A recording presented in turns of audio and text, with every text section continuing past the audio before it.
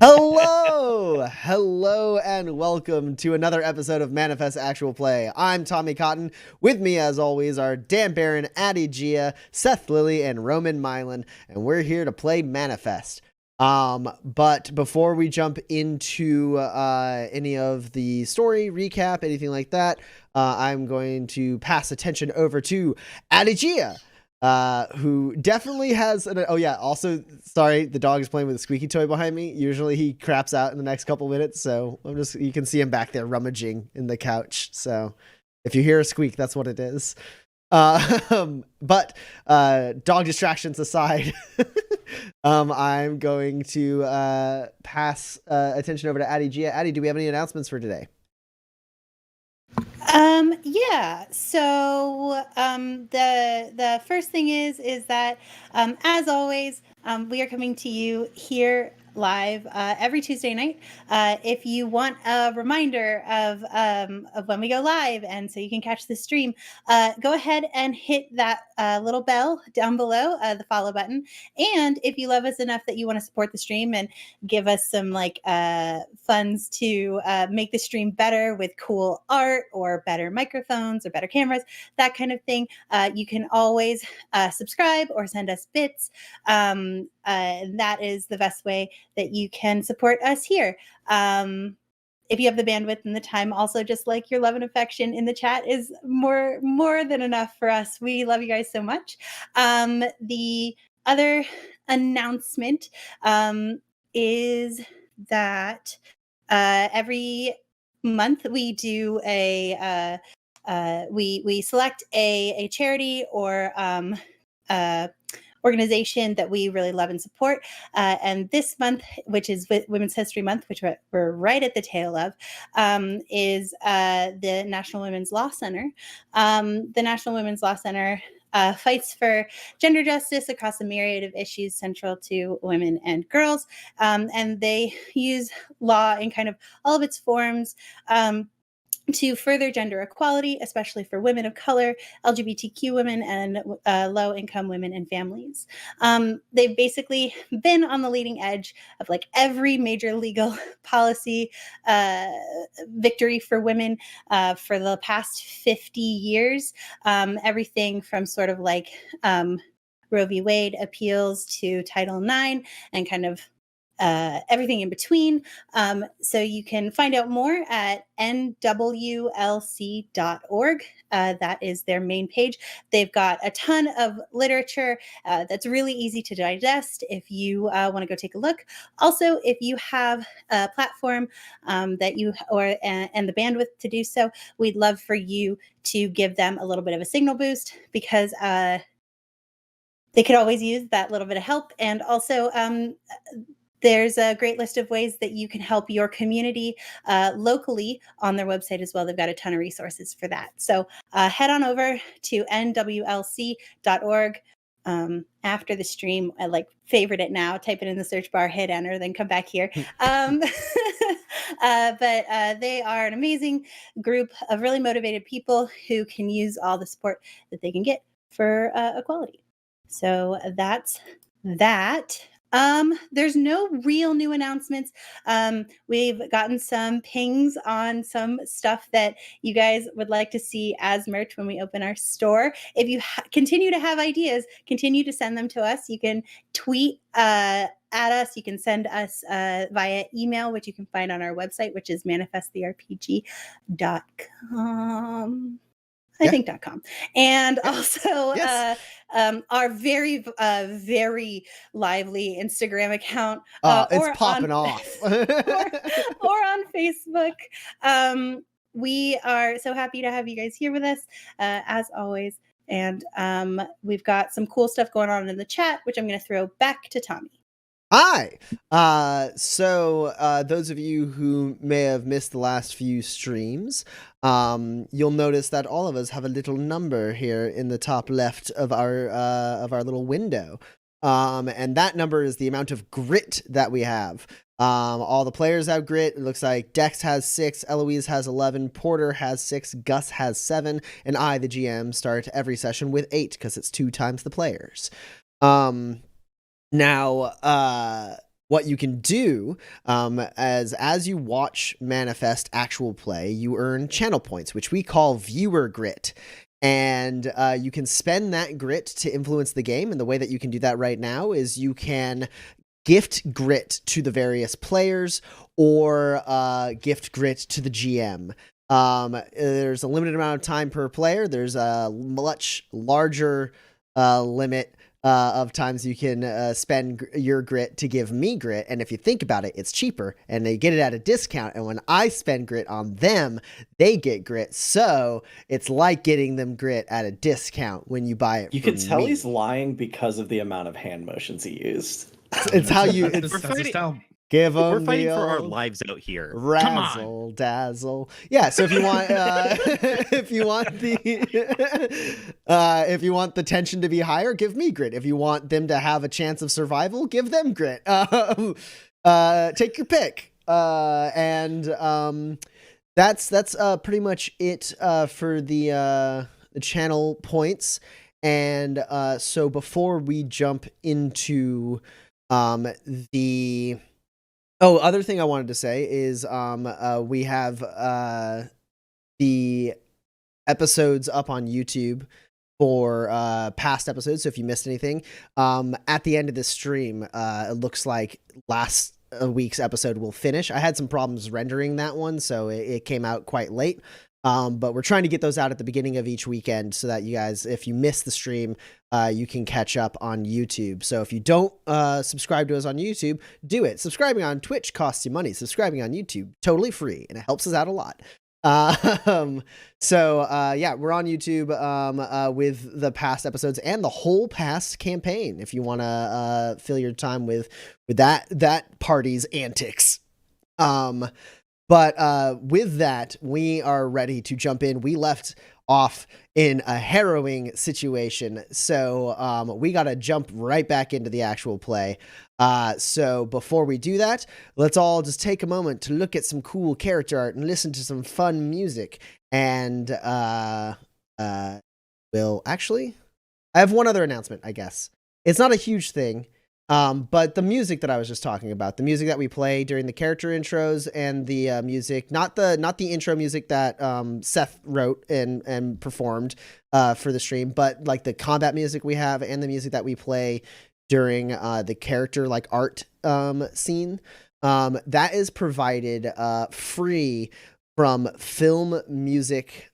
Is it filmmusic.io? I think that's what it is. Filmmusic.io. It's the you may have heard of Incompetech or Kevin MacLeod. It is a free license that is provided. He basically for years now has made music and didn't want people to have to pay for it, so they just have to follow some simple like guidelines to like acquire the license for free, and then they can use it in certain circumstances. Film music is in a little bit of trouble right now. They have had scammers take their music and then try to like create false licenses with it and make people pay to use it and all this other stuff, which has flagged people for using the free music because it's not part of that license. It's this whole thing that's going on. It's a big problem that they got to deal with. And so they're trying to sort it out, like with Amazon and Spotify and YouTube, trying to help like work with those companies to basically give them like the tools to like protect their licenses. And it's a struggle right now. And for the time being, they've actually like suspended their free license. Anyone who has stuff right now is fine, but they've suspended free downloads is what they did. So if you have a platform at all and you want to throw out hashtag film music closed, that's the hashtag they're trying to pump up right now to try and get the attention of these bigger companies so that they actually can change their licensing rules to protect artists who provide their music for free, a thing that we are super in support of as small content creators. It's an extremely wonderful thing that they've done for years. We've used them for a long time, all the way back into Essential NPCs. That intro music, every Essential NPCs episodes, that was Kevin MacLeod. So Go check it out. You can find them on Twitter, Film Music on Twitter. Get your eyes on the scene, do whatever you can to help them out. I just wanted to signal boost that a little bit because they've been a pretty big part of our creative life for years now. And I just want to let you guys know what stuff's happening to them. They're good people and they have bad stuff happening. All right, that's it. So now that I've gone on that soapbox, let's listen to some of that dope music from this wonderful artist and look at some awesome character art from the wonderful artist Kate May. All right, transport your mind.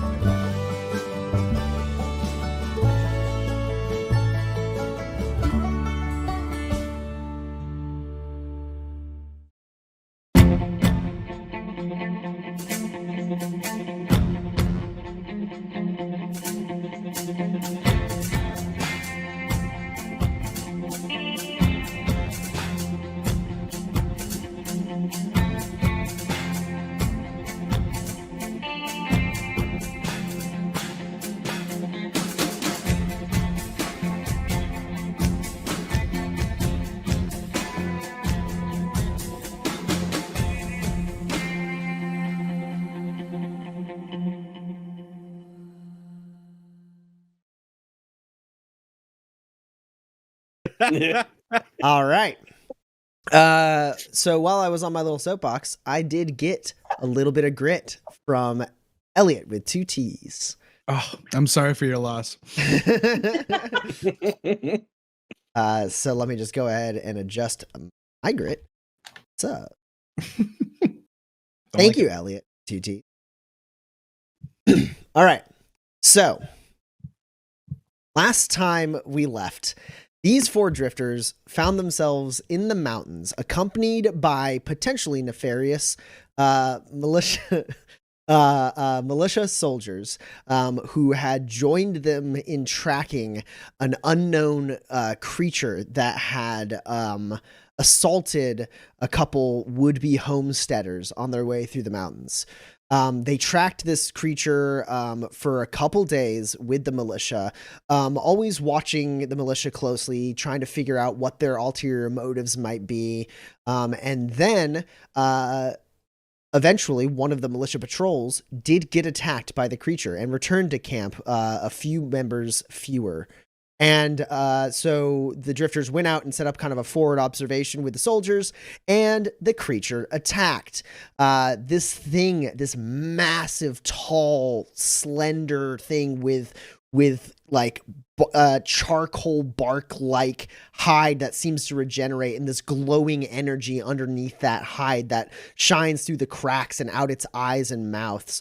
Black sharp spines that break and shrivel and regrow as it moves, attacked the militia, tearing some of them apart, and attacked the drifters using some abilities that are staggering. Its speed, its strength, its regenerative ability, and it also is able to like channel that golden energy out in a light that seemed to suck the shine out of Eloise and render her less capable of using her illuminated powers.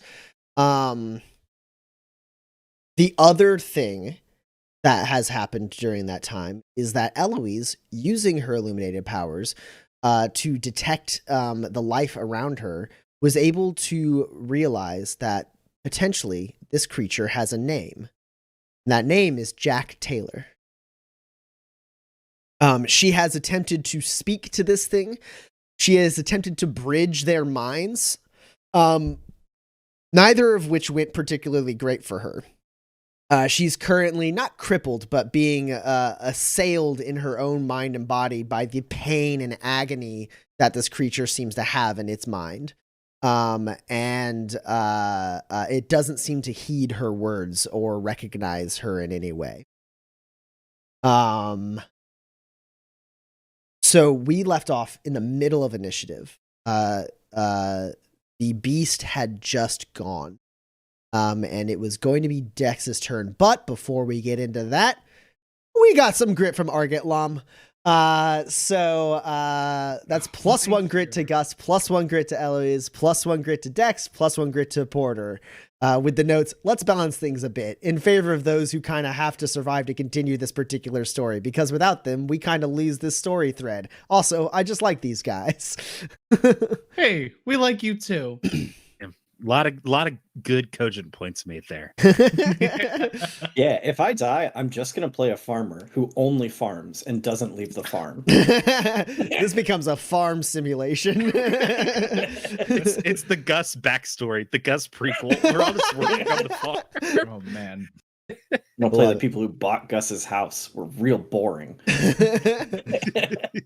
All right, cool. With that, now Arget Lom wants to watch that. Stop giving him grit, I'll kill him. All right, so we go right back into initiative. Let's get that going. So this thing had just turned on Eloise, and this channel of golden light and energy encapsulated her.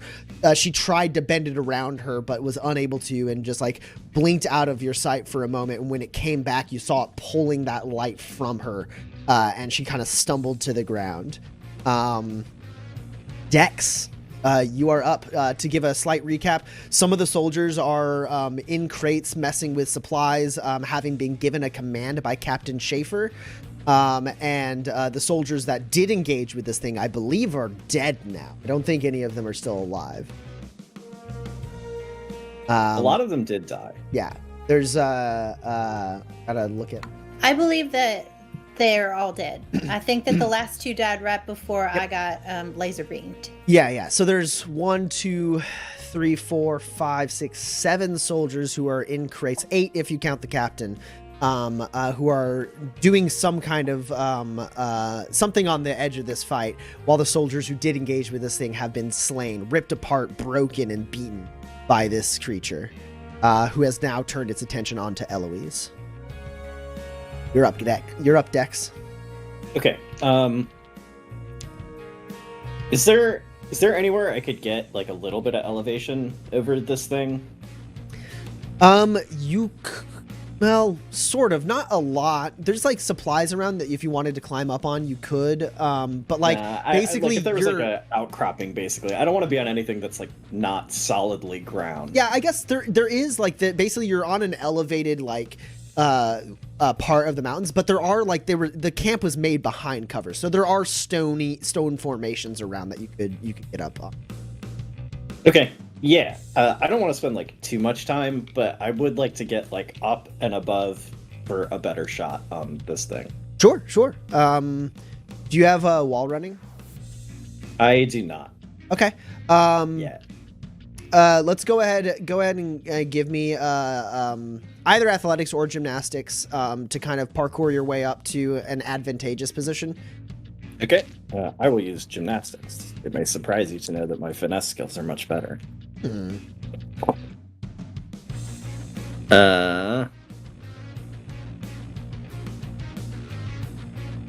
That's 4 hits. Cool. Free action. yeah, instantly, like as this thing is pulling the gold light out of Eloise, you rush forward and like kick off of a like small boulder up onto like an angled rock, and without like using your hands, because your hands have your guns, you like slide kind of up that rock slightly using that momentum, like dropping on a knee, and then swing off of it to land like on a nice level surface. Cool. Then I shoot it twice. Right. I don't want to reroll any of this. I have a 14. All right. Oh wait, that explodes. Yeah.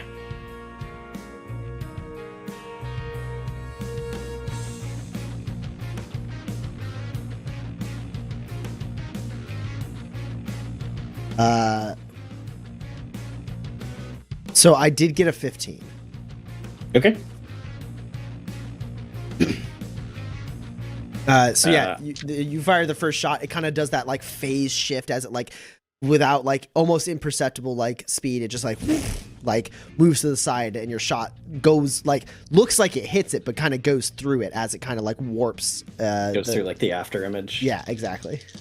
Sure. And I will fire again. This time I have a 10. I have a 10 and a 13. Okay, cool. So that's 12 damage, no armor piercing.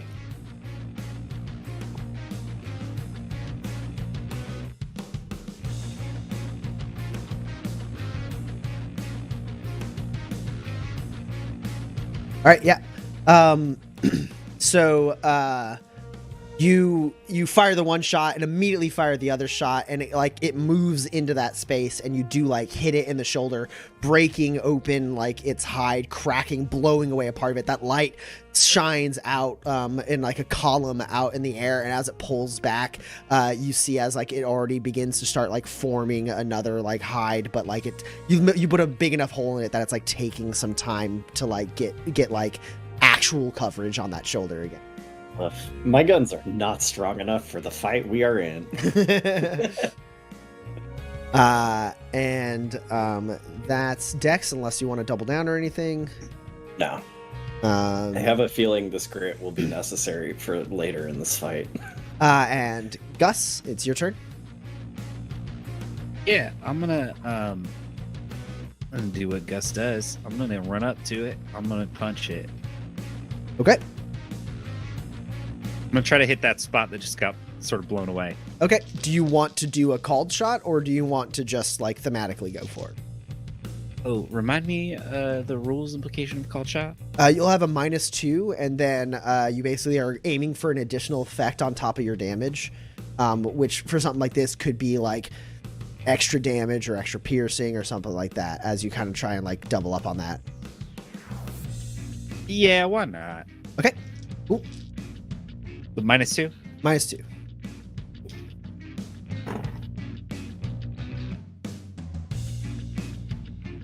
You are up against a 12. Yeah, I'll play to the gallery and make this 12 count.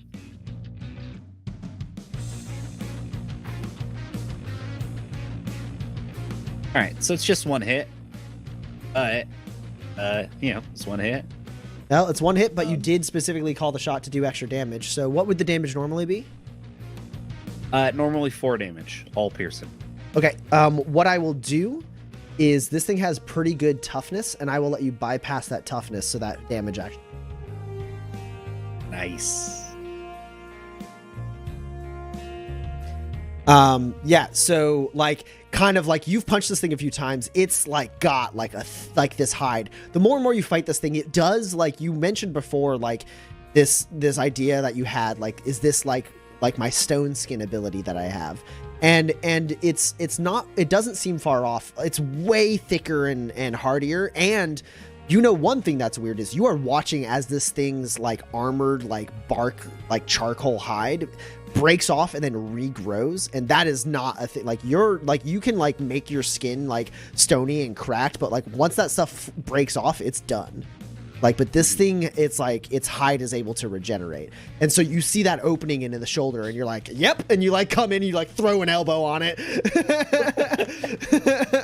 and it burns your elbow, like not like anything super bad, like intense, but like it's hot. It's like you like elbowed the top of a car that has been sitting in the sun for like all day. It's like really hot. All right, I'm gonna go for that again. Called shot again. Okay. Let's go ahead and give you a grit back as I bamboozle you once, so it's a -3. Actually, what, I have 7 now? Yeah, that makes sense.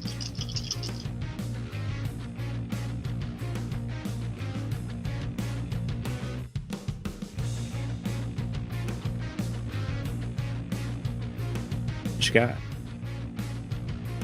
I have a 12 again. I'm gonna go at strong. Is 3? Is that right? Yep. You can only negate 2 of that though, because one of it's a bamboozle. That's right. Yeah. So if a -1 would get you it. Yeah. Remind me what you had? A 12? A 12. Okay.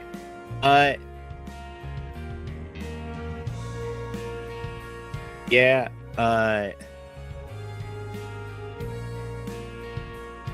Yeah, I'll go at strong. Okay. So now you're only operating at a -1. Yeah, which makes that 12 hit and explode. Ooh. Which makes this 12 hit and explode. Oh! Oh no. Makes that 5 nothing. And should I do it? Oh, I sort of want to. Yeah, screw it. I'm just gonna hit him real good. I'm gonna go ahead and play to the gallery and make this 13 Do also it. count and explode. Ooh. All right, you're down to 2 grit. Yeah. All right, 4 does nothing. Punch this thing and it'll explode. Maybe. So yeah, that's 3 hits, 3 successes. How much damage? It's gonna be 12. 6 of it's piercing. Okay. And that was another called shot, right? So Yeah. Yeah, so you hit this thing with the elbow, it burns. But this thing, like, you're one of the only people in this camp who is large enough to kind of be at the same height as this thing. And it kind of gets a little bit down, and then you pull back and you punch that same spot, like along the collarbone, breaking off another big chunk of that hide. And then as the thing like starts to like recoil from that, you catch it clean in the head, breaking the jaw, teeth flake out.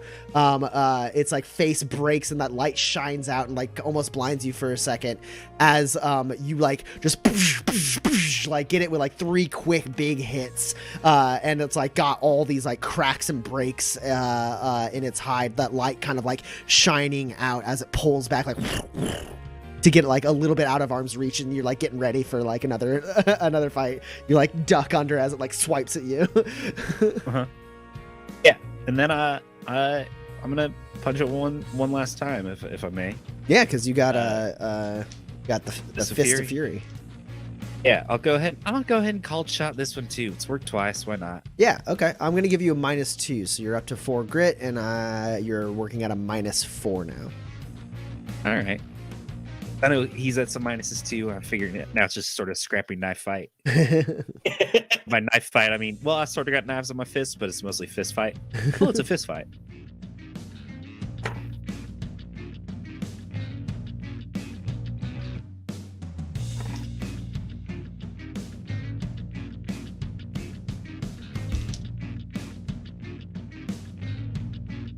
Might not have hit him. Might have hit him. Possible to say. I have an 8. Ooh, then I did hit him. I hit him twice. Ooh. At an 8 and a 9. Like I said, it's scrappy in here. So is that 8 damage then?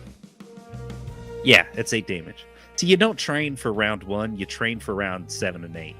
Yeah, so this thing swipes at you, and you duck underneath it, and then get right in for a body shot, and you like hit it, and you actually lift it off the ground just a little bit with that punch, and it like cracks, like the spines on its back like burst into ash and shrapnel as like its back arches from the blow, and then it like rolls over you, and when you turn to like face it, it's like back on its feet, and you like swing into the air, and it's like pull back, looking like rough.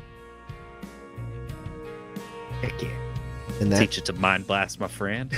and that's Gus's turn. It's a pretty good turn. I'll take it. Porter, you're up. I think as soon as Eloise goes down, Porter goes to try and help her. I think trying to revive her is his main goal. So if that be a first aid roll? Yeah, you have. It's gonna take you 4 initiative, unless you don't have field medic, do you? I don't know. Okay, cool. You have 4 initiative, so like you can just, this can be the last thing you do before initiative is fine. rolled again. I have a quick question. Am I unconscious right now? No, but you did take I was damage. also wondering that. No, Okay. She's not unconscious. Okay. I thought you were. Oh, I'm sorry. No, it's fine. I was just like, oh no, I'm in way No, more trouble than I you thought. took- No, I did fall down, but I'm not, and I am out of shine, and I did get very hurt. I have only 4 hit points left. Yeah. So you're not wrong. It just, I'm just like not. No, okay. you're not Okay, unconscious. great. I'm not. I do the same thing though, right? Okay, so I don't have to revive her, but I think I can see that she's very badly damaged. I'd like to do something about that. Yeah, absolutely. Yeah, so you rush up to her. It's going to take 4 of your initiative to do this, so you'll be done. But you can roll first aid right now. Given the situation, I'm going to give you just like a environmental -2 to this, but it's an unopposed test. And my excellent medkit gives me +1 and a reliability, right? That's correct. Oh shoot. Is that is that endure roll like a free action that you get once a day? Mhm. Is it too late? It's gotta be too late. It's too late. Yeah, you can just do it at the beginning of your next turn. Yeah, but I'll get punched before then. I don't know what you're talking about.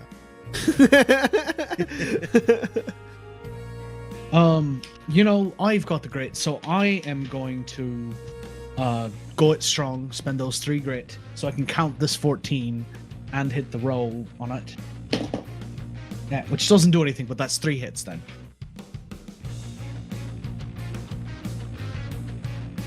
You are at 4 grit now. Yep. So you rush over. How much did you do? 3 3? successes. Okay, cool. Just gonna double check. Oh god, we just.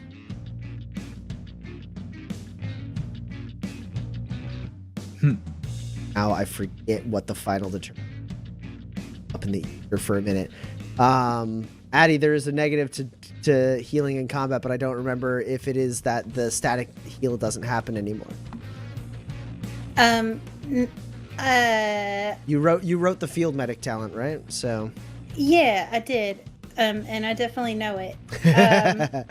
It's okay. I'm pulling it up. I'm just making sure. Okay. The field medic talent lets you heal as if you are not in combat all the time. So I have to imagine in combat has some kind of Yeah, there are penalty to penalties. not feeling done.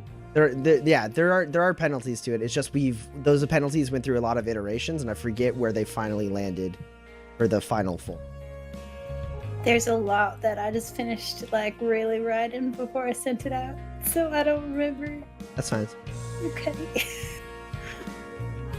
I There's don't feel guilty at all. I don't know why you're trying to make me feel guilty. I don't feel guilty. You feel guilty. Yeah, you look like you feel guilty, Tommy. Mm-hmm. He looks like he's shaking in his boots. Written all over his face. Mm-hmm. For all his great economic crimes, that is the thing. How do you sleep at night? It's trickled down gritonomics. Gotta get the FGC on this boy, Federal Grid Commission.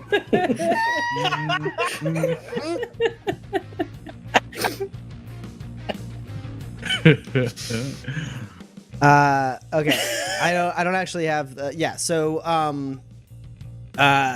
you got I four. believe that the static does not have. Yeah, you got 4 successes, right, Porter? 3 successes. 3. Okay, so that's 3 more. That's 3 hit points to Eloise, and the rest of her damage kind of locks in, save for natural rest or tonics. Within that time, can I also give her a tonic? Yeah. Good. Yeah, one healing, tier 1 healing tonic then. All right, that's 3 more hit points. And what's the side effect? The side effect. Oh no, it's excellent. So it doesn't. Oh, have so it doesn't have a side effect. Yeah, Yeah, it's just perfect.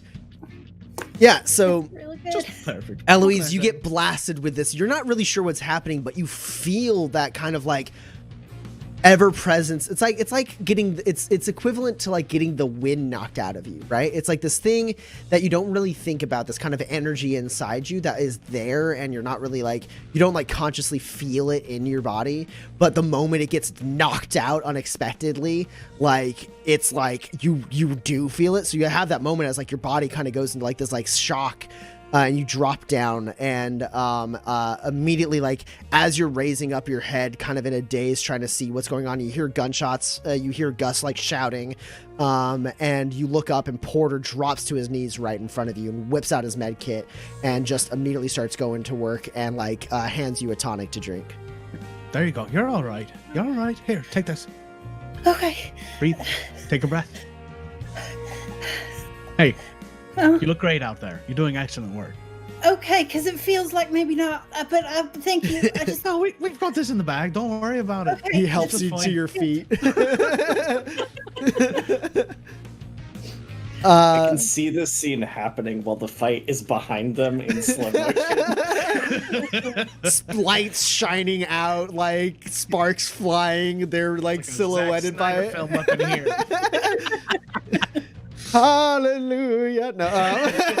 Don't you dare. I'm like a Michael Bay, like big wind fan. So like Eloise hair is like. Fantastic. Okay. So next up is the soldiers. And the soldiers reveal what they've been doing. No son of a Come on, bitch. guys. Accomplish anything. They I'm terrified. Of what they they're gonna break accomplish. off. There are 8 soldiers who break off. 4 of them, Captain Schaefer and 7 soldiers. 3 of them break off from the others who were like messing with the supplies, and they begin opening fire on this creature. And as they do, Dex, your like training kicks in enough, you realize they are trying to like box it in so it can't move. And you see as the other soldiers rush forward with these contraptions that they've put together. It's this like long like metal like rod with a ring at the end of it that is incomplete. But has like slots that like it looks like maybe it can be complete, as like there's an activation button on the handle, and you see like nodes of energy along the inside of the ring at the end, as well as this thin sharp needle right at the top of the pole. And so 4 soldiers rush in with 4 of these things that have just been like quickly crafted. Or at least put together, and they rush up to try and grab onto this thing. So let me roll just a couple tests here really quick.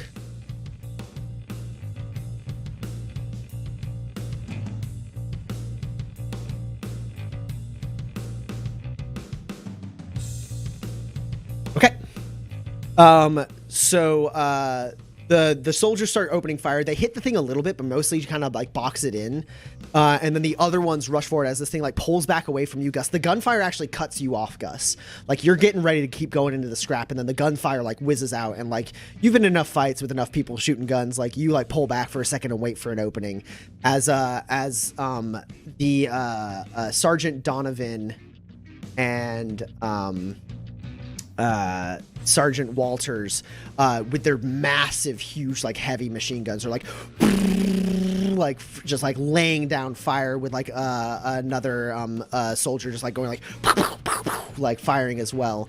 And then that suppressive fire kicks off like instantaneously as Schaefer shouts out a command, and the other ones rush forward with these poles. One like tries to get at it, and the thing like whips around it and he misses. Another one does like almost get the thing, but the like it gets it almost around the arm, but it pulls the arm back and the needle breaks off, and the clamp like locks around nothing. And then the other two, one gets on the leg of this creature, like on like its thigh, and the other one clamps around the neck of this thing. And then the two that missed immediately drop their things and jump onto the poles with the others to kind of like hold on to this thing.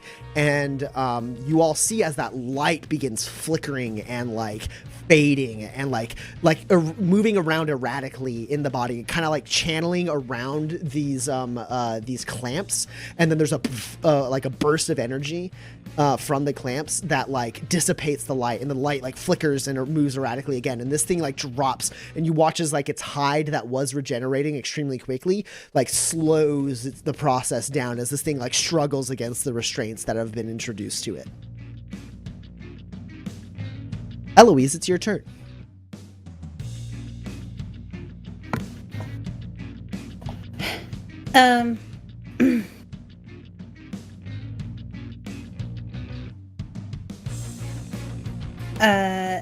Okay.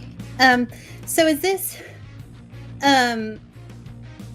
what is the, what is the rule about spending shine you don't have?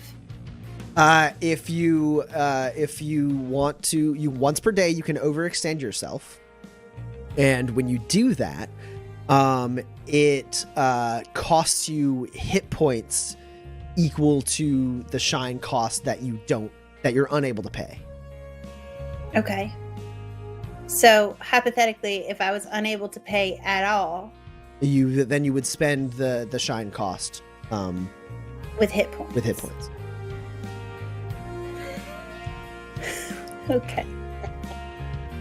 This wasn't an option a minute ago when I had only 4 hit But now you got 6 additional hit points that you're gonna immediately like rip apart by overextending yourself. I think maybe. Okay. So I would like to know what size of an object this Jack is. The beast? Yes. Jack. I mean, it is, so the 3 categories, it's definitely not smaller than human. So it's human size, and then the next category up is like twice the size of a human. Yeah. Yes. He's pretty close to twice the size of a human, but I established that he and Gus are almost the same height, so you're good. It's human sized. Okay. You know, Gus Gurley, twice the size of the average human. Okay. It's because he has bad posture. He's actually taller than you, Gus, but he's hunched over. So twice human size? He's twice human size. No, he's about like if you were to like straighten out, like he has like a hunch, like jagged frame, but like basically if you were to like elongate him, he'd be like 10, 11 feet. So like it's close to twice, but not. It's fine. It's human sized. Consider it human sized. Okay, great. Because apparently Shaq and Kristen Chenoweth are both human sized. Okay, that's a really good way of putting it. So yeah, I will hope that those things that they're doing make it better. Yeah, I'm going to so I'll like stand up and like and sort of just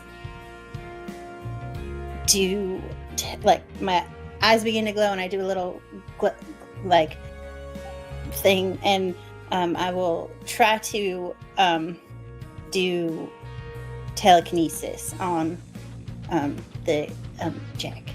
Okay. Okay. go ahead and roll. This is going to be opposed. Right. I would like to spend 6 grit to bamboozle. You may have Bamboozling 6 grit. 6 times. I go up to 16 grit.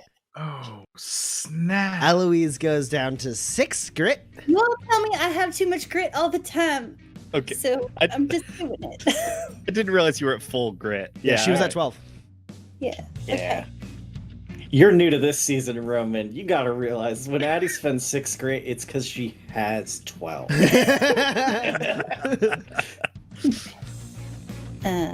Great. I actually didn't do very well. Cool. So there's every chance that this No person- successes. Does it get to roll? Ones would succeed. Okay, so that means that I have 4 successes. Okay, you have 4 uses of telekinesis centered around Jack. And you can use, as part of your focused action to use this power, you can use one of those uses. Okay, I guess I'm just gonna like hold him still. Okay, you want to kind of freeze him in place. Yeah, it's either that or like lifting him up and throwing him real far. But he's pretty. I don't think There are currently still 4 soldiers attached to him right now. Yeah. So, and as I do, I probably bleed from my ears or something. I'll tell you what happened. Yeah. Cool. So to hold him in place, though, that is going to be basically either athletics or unarmed. It's kind of like a grapple, like you're doing a psychic grapple. I'd let it be athletics, though, given the size of this guy and the exact situation, because he's already kind of restrained. So one of those two.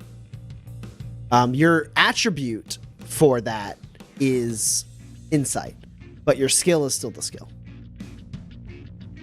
So the dice you roll are determined by insight. Well, I hate this. Okay. Okay. Well. I'm gonna actually roll unarmed because it is slightly higher, as we've established, than athletics. Okay. Okay. Wait. He's probably real strong.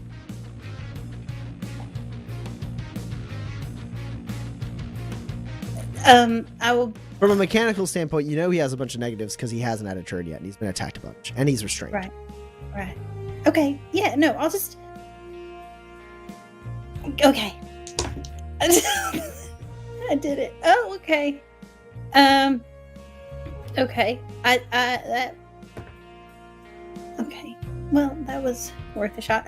I have 1 5, which is my target. I have a 1. I did it.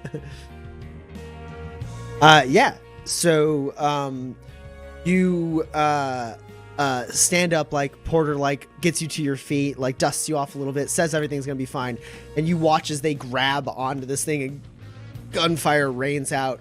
Porter, you turn to see the scene, and Eloise actually steps in front of you, her hair kind of blowing in an unseen wind with a little bit of a glow kind of going through her hair really quick. And then you see this light, this golden light kind of channel into her hands, on her palms, shining through the back of her hands, showing the bone structure and veins of her hands for a second. And she reaches out, and this wispy gold energy comes out from her eyes, as her eyes become these complete light sources. And she reaches out, and she this energy flies out from her, and it buffets everyone. Gus, you actually feel this gust of almost wind as this light comes over you. It's a little warm to you. And you turn back and you see Eloise standing there, arm extended. And you look back and you see the struggling, like moving creature, like get like frozen in place, and it's like vibrating like extremely fast, like becoming this like kind of blurred image as it tries to move but can't, against this like kind of like golden like these like little wisps of gold energy that are rotating around its body from Eloise. And you, Gus, you see this straight up because you are looking at Eloise dead on. You see that golden light is like burning away around her eyes, and like these like her skin becomes like cracked and like worn as if like sunburnt, and like same goes on her palms as she like forces like digs extremely deep to force herself to be able to do what she's doing. And she has this thing like completely held. It's my turn.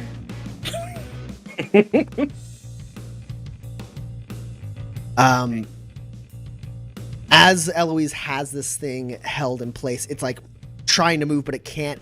And then the soldiers like push down, like heave down on their devices, which like drives this thing down, like its neck almost to the ground.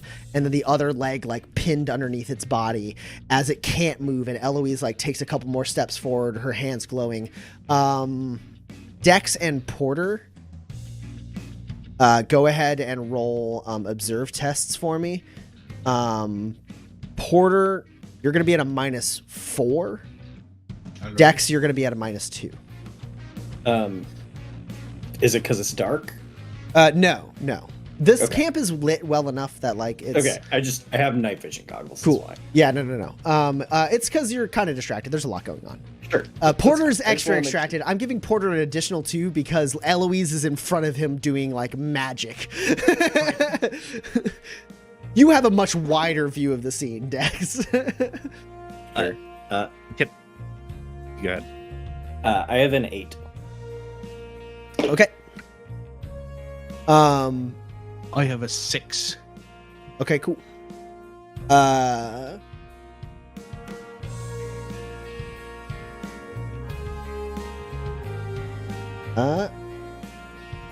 Well, you are up against a 7. So, I have an 8. okay, so that's 1 net success. Yeah. You notice. Actually, you know what? I will spend 2 grit and just use the knife. And I have so much grit, guys. That's too much grit. It's nuts. One man shouldn't have so much grit. It's fine. He plays everyone. It's true. It's the whole world against you has 17 grit. I was feeling like the whole world was against us. Oh, man. Collectively, the 4 of you have 19, and everyone else in existence has 17. Collectively. Yeah, I don't want to just squeak by on this observe test. It feels important. Tell me what I see. Dex, you see that Captain Schaefer is fully paying attention to Eloise.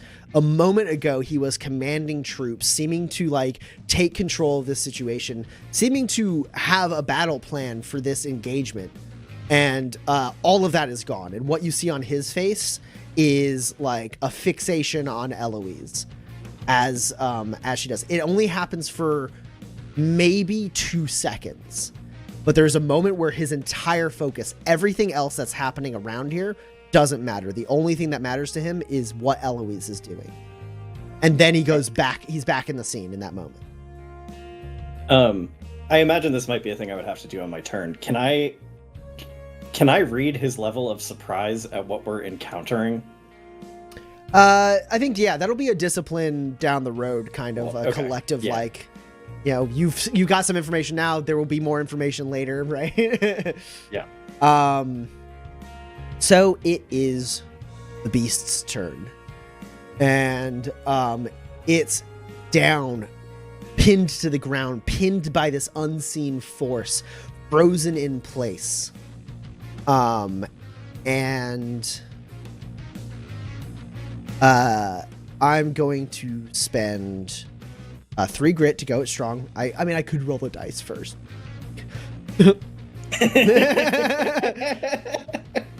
just gonna go ahead and do it now. So all of you can get a grit. This will affect all of you. Are you rolling at zeros? The lowest you can roll is a 1.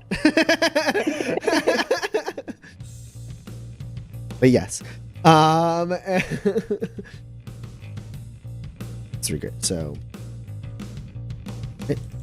plus 1 grit to all of you.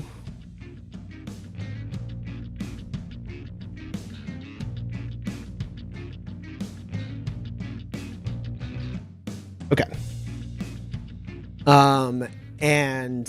So I spend grit to go it strong.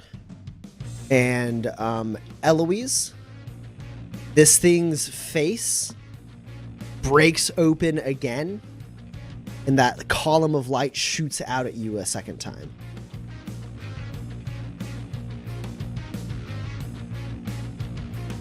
Okay.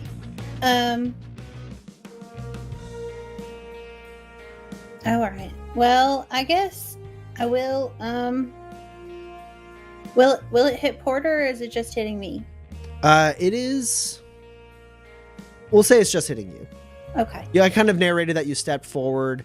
If anything, it would hit Gus as well. Is it hitting other people than but me? no, I it guess? is only hitting you. Okay. Hold on. Let me double check my notes. Make sure it is a single target. It is. It's just. It's not a area of effect attack. Just hitting. Okay. Great.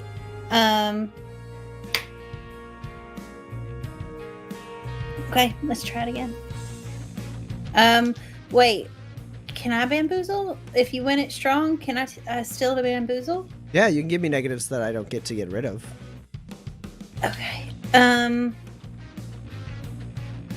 Because it's back at real high. I bet you it's rolling for 15s. I will spend the highest I can roll is that.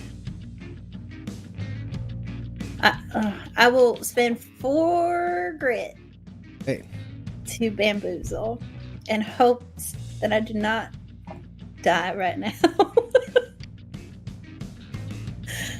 Because it might happen.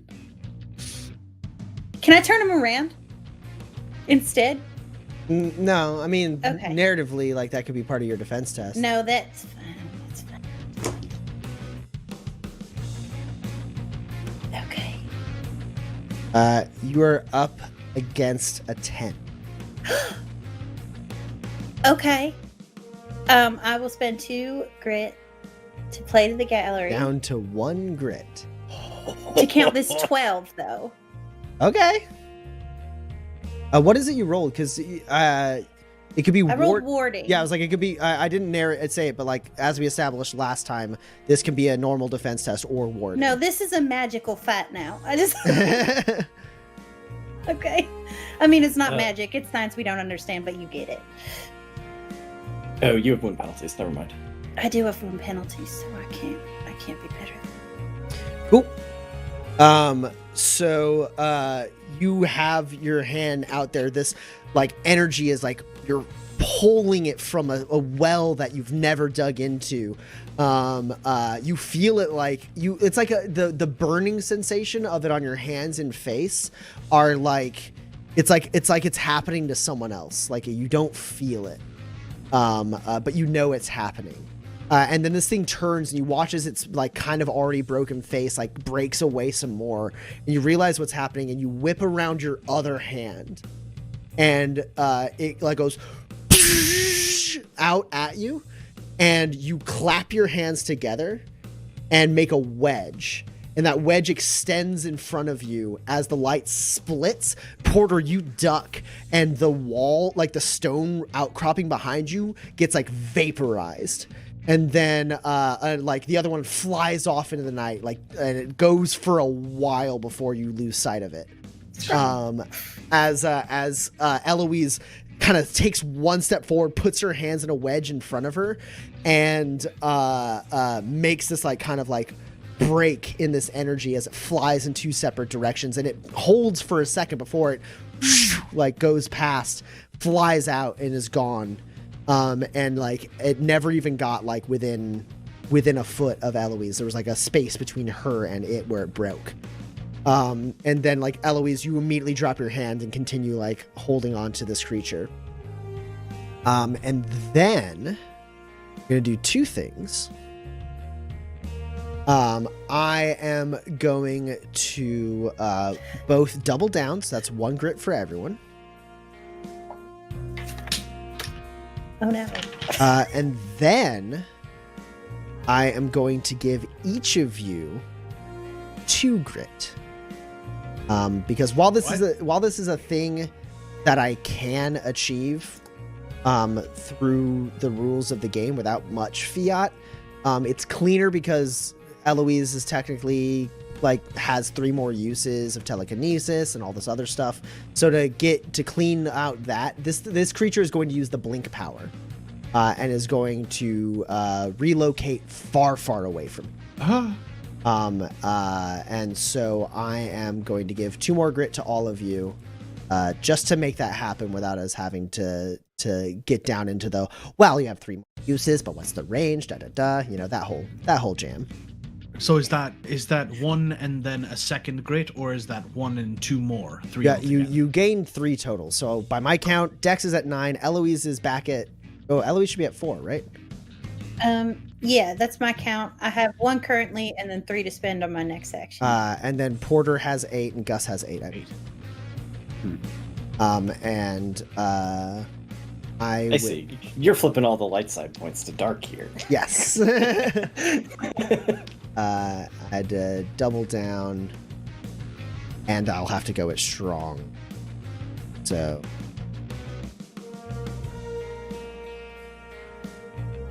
I'm at 10. Okay. And so this thing, Eloise, you break that, you pull back. They're struggling against it, and then you watch as it like collapses in on itself, and then that light, like a thin shard of light, flies in the direction that its head was turned after it shot the beam at you, kind of past that like broken bit of rock that Porter did. Like Porter immediately following that channel of that huge channel of light is a thin needle thin line of golden light that flies off, and Porter way off in the mountains, not like insanely far, not like, you know, months of travel, but definitely like a decent distance away, on another peak, on another mountain. You see this little sparkle of golden light in the darkness that then fades away. And the soldiers drop to the ground, having like they were putting all their weight on this thing, and they like clamber to the ground. And we are out of initiative.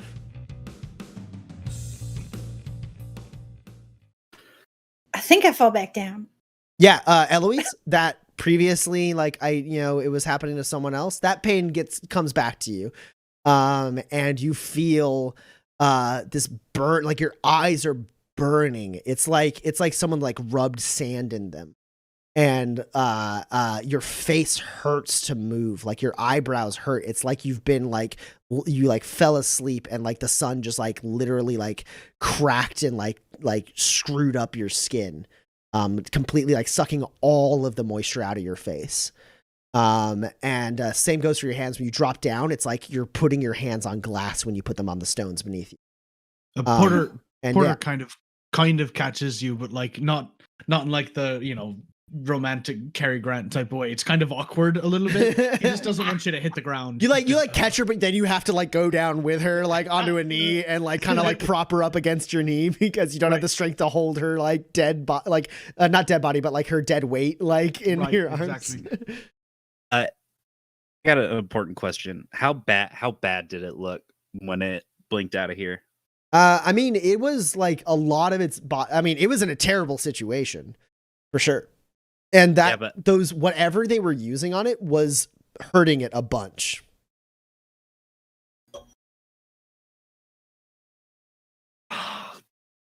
There was a second where I could have spotted it in the peaks. I could see the light. So I said that Porter was able to see it.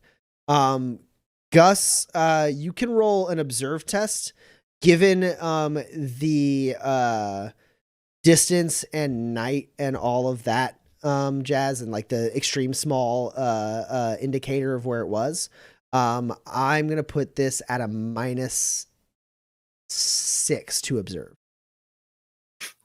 All right.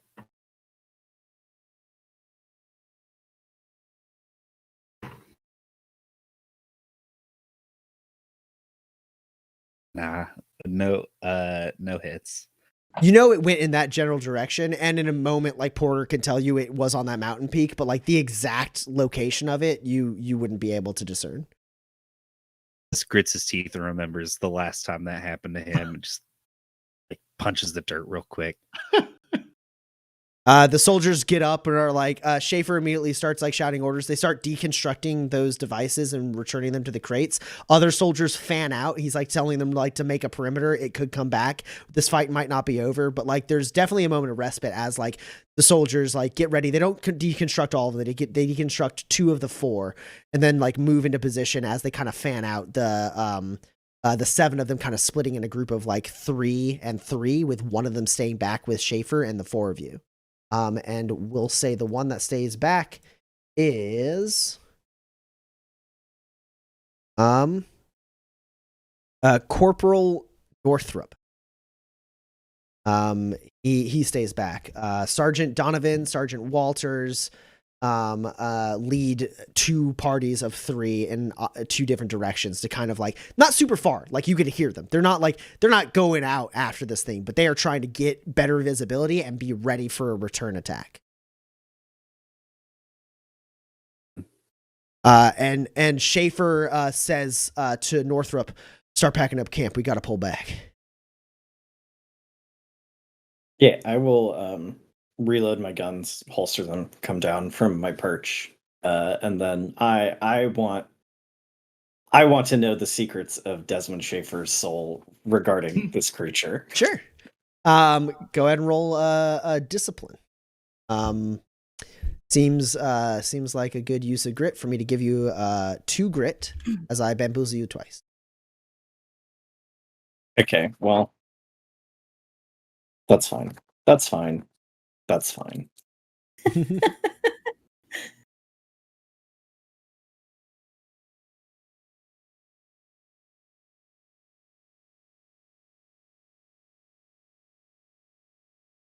And you are up against a 13. Well, not much I can do against that, but I do have an 11. Okay, cool. So he only gets 1 net success over you. So there's something there. You know that you're not seeing nothing. Your instincts are serving you correctly. You can't get a read on this guy as he is like immediately giving orders, and then he turns to your companions with like concern and like a little bit of like authority, like as in like okay, you guys good, we gotta go. Like that's like the look on his face. But you know, like just in the way he's comporting himself, like he was prepared for that exact engagement. Yeah. So as I come down and he like turns to us to start like doing the I'm in charge thing, I want to just step in front of him. Okay. What is that thing? I have no fucking clue. What is that thing? Some illuminated creature of some kind, but we gotta move. We don't have time for questions. You came here with tools for why and what is that thing? You have questions? I have answers. We can't talk about this right now. We gotta move. That thing could be bad. You can. I can multitask. I can talk and chew gum. You're a militia man. I would hope you could too. We gotta move. I gotta get soldiers on the ground. You have answers. I promise you, or you want answers. I promise you I had them, but we gotta pull back. We gotta warn the rest of the camp. He could hurt my people. We gotta get to that bridge, fortify the position, and then I can answer some of your questions. I give you my word. Your word means literally nothing to me right now. It's all you got out here in the mountains. Let's go. Get your people together. And then I turn back to the rest of my crew. I want to go and I want to grab one of those pole sticker things. So the only ones that are out right now are like under the control of like they're in the hands of soldiers. The other ones got That's broken fine. down and returned to crates, which are now being handled by Corporal Northrop. Hey, yeah, no, can I have one of those? I mean, I would just see me. I was up here punching it. That seemed like it worked. Your boys over here couldn't recognize a classic feint. If I'd had one of those things, we maybe could have brought it down. Northrop looks to Schaefer. Schaefer looks at you, Gus, and goes, I'm not authorized to let you handle that technology. It shouldn't even be in the field, but I'll consider it. We got to move. All right, you brought it in the field. If we need to craft another one, I'll have them toss one to you. Let's go. All right. Is Eloise fit to travel? Does she need some more medication of some sort? Yeah. So while all this is happening, like the soldiers are shouting at each other, Schaefer's like trying to get this camp broken down. They're leaving stuff behind, and trying to get things on the move. Like during all of that cacophony, like Eloise and Porter, the two of you are kind of like off to the side. Eloise looks terrible. Her skin is cracked and bleeding. Her eyes are bloodshot. Her hands look like she's like held them on a stove. What did this hasn't happened? What's going on with you? Are you all right? It's a person in there. In that thing? What? Person. It's Jack Taylor. He's a person. He used to be a person. He is a person. I don't know. Porter. Why it's is a he killing person. everyone then? I think he needs it to stay. I think he's taking the shine from everybody. All right, fine. We need to get out of here. Can I? I didn't want him to kill anybody else, so I thought maybe I could do something about it. And I know I was hiding it because I don't like it, but I don't like people to know. But now everybody knows, Porter. It's okay. We're here for you. For certain, Dex isn't going to let anything happen to you, and I'm not going to let anything happen to you. And I don't think Gus is going to let anything happen to you either. And he's got those big old fist weapons, so you're fine. We just need to go though. My hands hurt so much. Can I do a roll for her hands and? Yeah, you can administer her first aid eyes? again. This is new damage, so you can heal it. What was it? It was a total of 4 damage, Eloise? 5 damage? A total of 5 damage. Speaking of which, I'm going to do a quick endure. Yeah, go for it. I did that at the beginning. Mm. I don't regret that at all.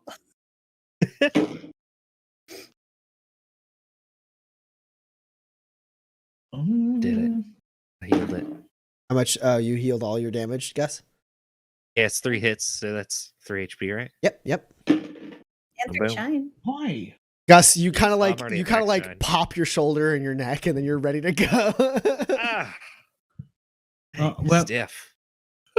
I only got the one success. My dice are rolling for 17s and 18s. Okay, for well, some this is reason. out of combat, so your med kit does automatically heal, I believe, 3 HP just on its own, and then the one success is a 4th HP. All right. Okay. And then I lock in. And do you want another healing tonic? I've got spare. Yeah, No, here, take it. I take No it. need for you to be a hero. You know, you've already done enough of that today. I'm not even a drifter. I don't know why I'm here. Porter, I want to go home. I want to go home too. But don't you ever say you're not a drifter to me ever again. That was the most driftery thing I've ever seen anybody do. Ever. You're incredible. Let's go. Okay. Yeah, so Porter, you're able to kind of like you take Eloise's hands in yours and you like gently like spray on like a synthetic skin that kind of sets in, and then you wrap it, and then as she takes the tonic, like the cracks and like pained like wounds on her face begin to like heal up just a little bit, and the bloodshot like nature of her eyes like lessens a little bit. She's not, I mean, she looks like she's been through an ordeal, but she also looks infinitely better than she did a moment ago. As like, it's like within that small frame of time, like days of natural like rest and healing have like, taken its course. Cool. Also, Gus, don't forget when you roll endure, you also regain, your shine, an equivalent amount. You hadn't I used did any not yet? spend any Okay, shine. cool. Just checking. Appreciate you. All right. So like Schaefer's like shouting out, like, we move out in 90, and like 90 seconds later, the soldiers are already like in position, one covering the flank, one like scouting ahead, as Schaefer and Northrop carry what supplies are important between the two of them. Schaefer with his gun slung across his chest, like ready from a quick release, like a sling, to be able to fight, as he like they're keeping an eye out. And I assume the four of you are within that formation in some way, or do you split off? No, I wouldn't split off from the rest of the group. No. Okay. Yeah, so they double time it. They double time it through the night. I do, as we start moving, I want to like give a quiet warning to the rest of my group. Schaefer noticed Eloise in a big way back there. Just all right. We should keep an eye on him. On it.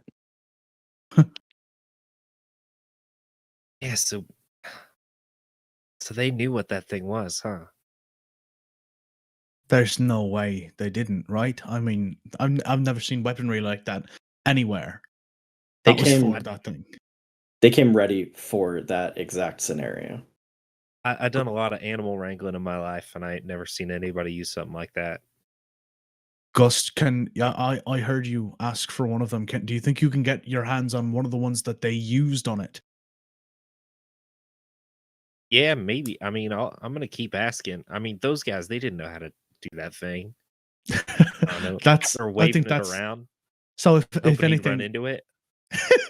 If anything, it's to their benefit. If they give you one of them, I'd like to make sure it's one of the ones that actually touch the thing. I'd like to see it if I can. Yeah, for sure. Yeah, no, I could try to get one. Have I seen an object like that before? You could roll technology. I'll give it a. I mean, yeah, I'll give it a -4.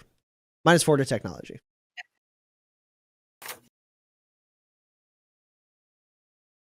Is it a gadget? Can I have is it just for crafting? That's just for actively crafting.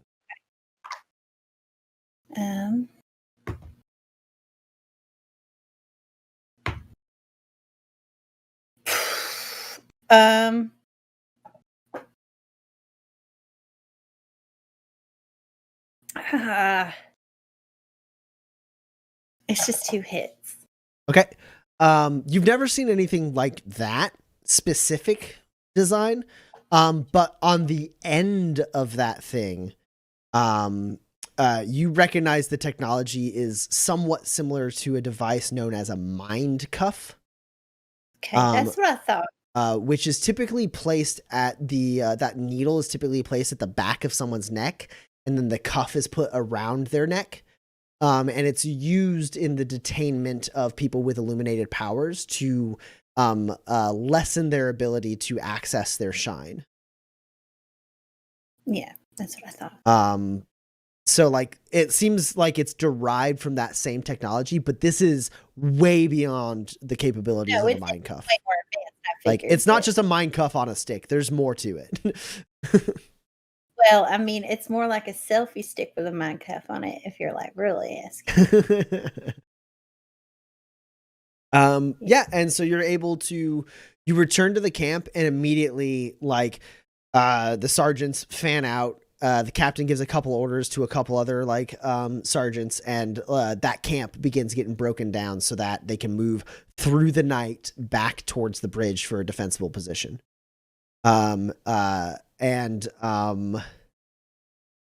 Sergeant Breckenridge approaches the four of you and is like, All right, Captain told me to tell you we are getting this camp good to go. We should be able to make it back to that bridge by sunrise, and we're going to set up camp there and reevaluate the situation. Understand you all saw a lot of stuff out there. Is there anything I can assist you with? Ms. Reynolds, the captain said you looked in a pretty bad way. Do you need any medical attention? No, I'm fine. Porter's a real good doctor. Thank you. That he is. Private McKay is a testament to that fact. Honestly, sir, let me shake your hand.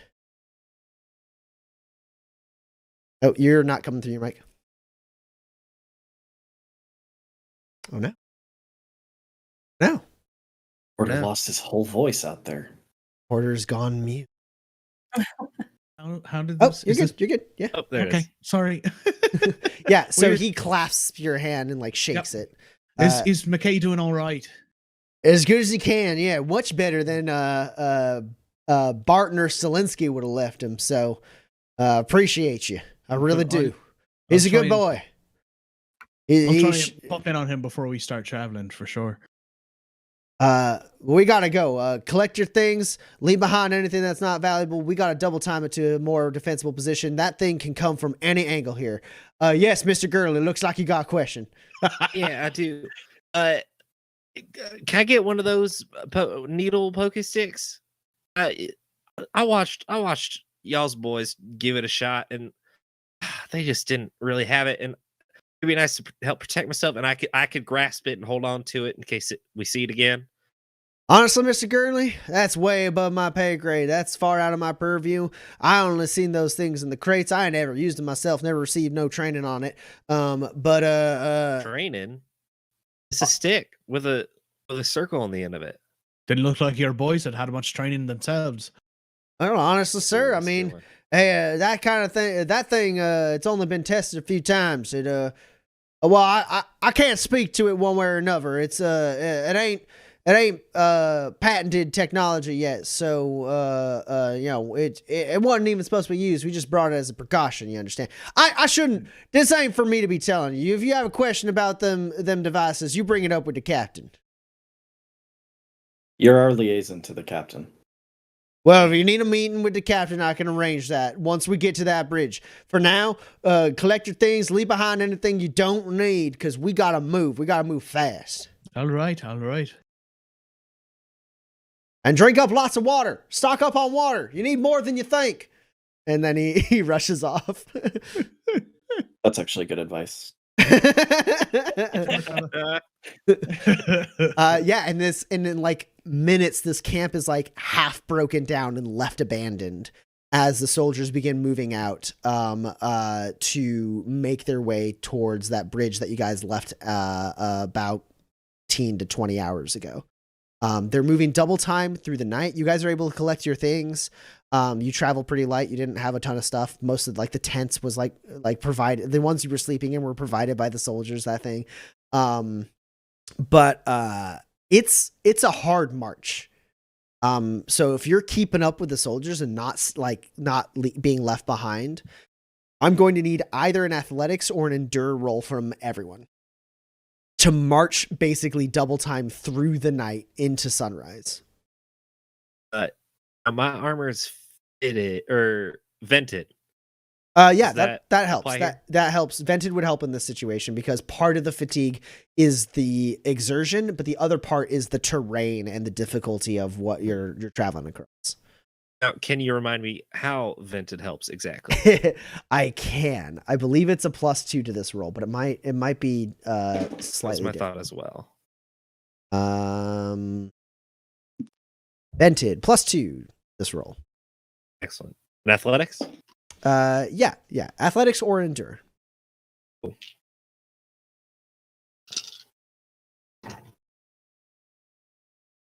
So I am going to spend 2 grit on this. Okay. So I can count this 11 I rolled. It exploded into nothing, but like I got the 11. Okay. So how many successes, Dex? 3. Dex, you take 2 direct to hit point damage. Okay. Eloise, how many successes? Also 3. Take 2 direct to hit point damage. Porter, how many successes? 1. Oh! You take 6 direct to hit point damage. I take a health tonic. Okay, partway through the march, I'll get to it. Gus, what'd you get? Got 5 hits. You're fine.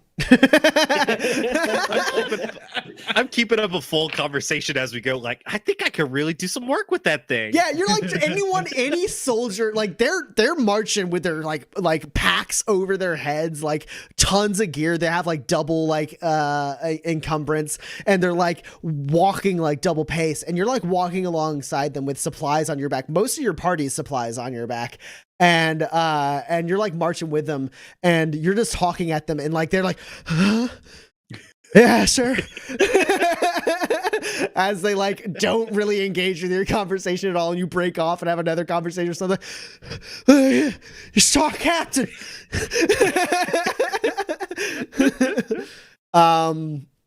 Meanwhile, Eloise and Dex, you're able to keep up. It's hard. It's Dex, it's been a while since you've been in this kind of terrain. You left it a little while ago. It's also been like through the night now also. Yeah. And you're pretty exhausted. Eloise, you were staying up already. And this like added stress is like your like bandages start coming off of your hands, your face is like cracking again, and you're just like trying to keep up, but you are winded and struggling. But you look over to who needs like caffeine or anything when you just have anxiety like I do? This is very anxious. But you look over to Porter, and Porter looks like death. His hat is like on a string around his neck and over his back. And his hair is caked to his head in sweat, and his beard is dripping with it as he is putting out more physical activity than he has in maybe his entire life. Like he looks like someone who just got to boot camp and had to do like the first day. Like your muscles are on fire, Porter, and like you can't even imagine that people are doing this. And like you would be mad at Gus if you had the capacity to feel anything but pain and exhaustion right now.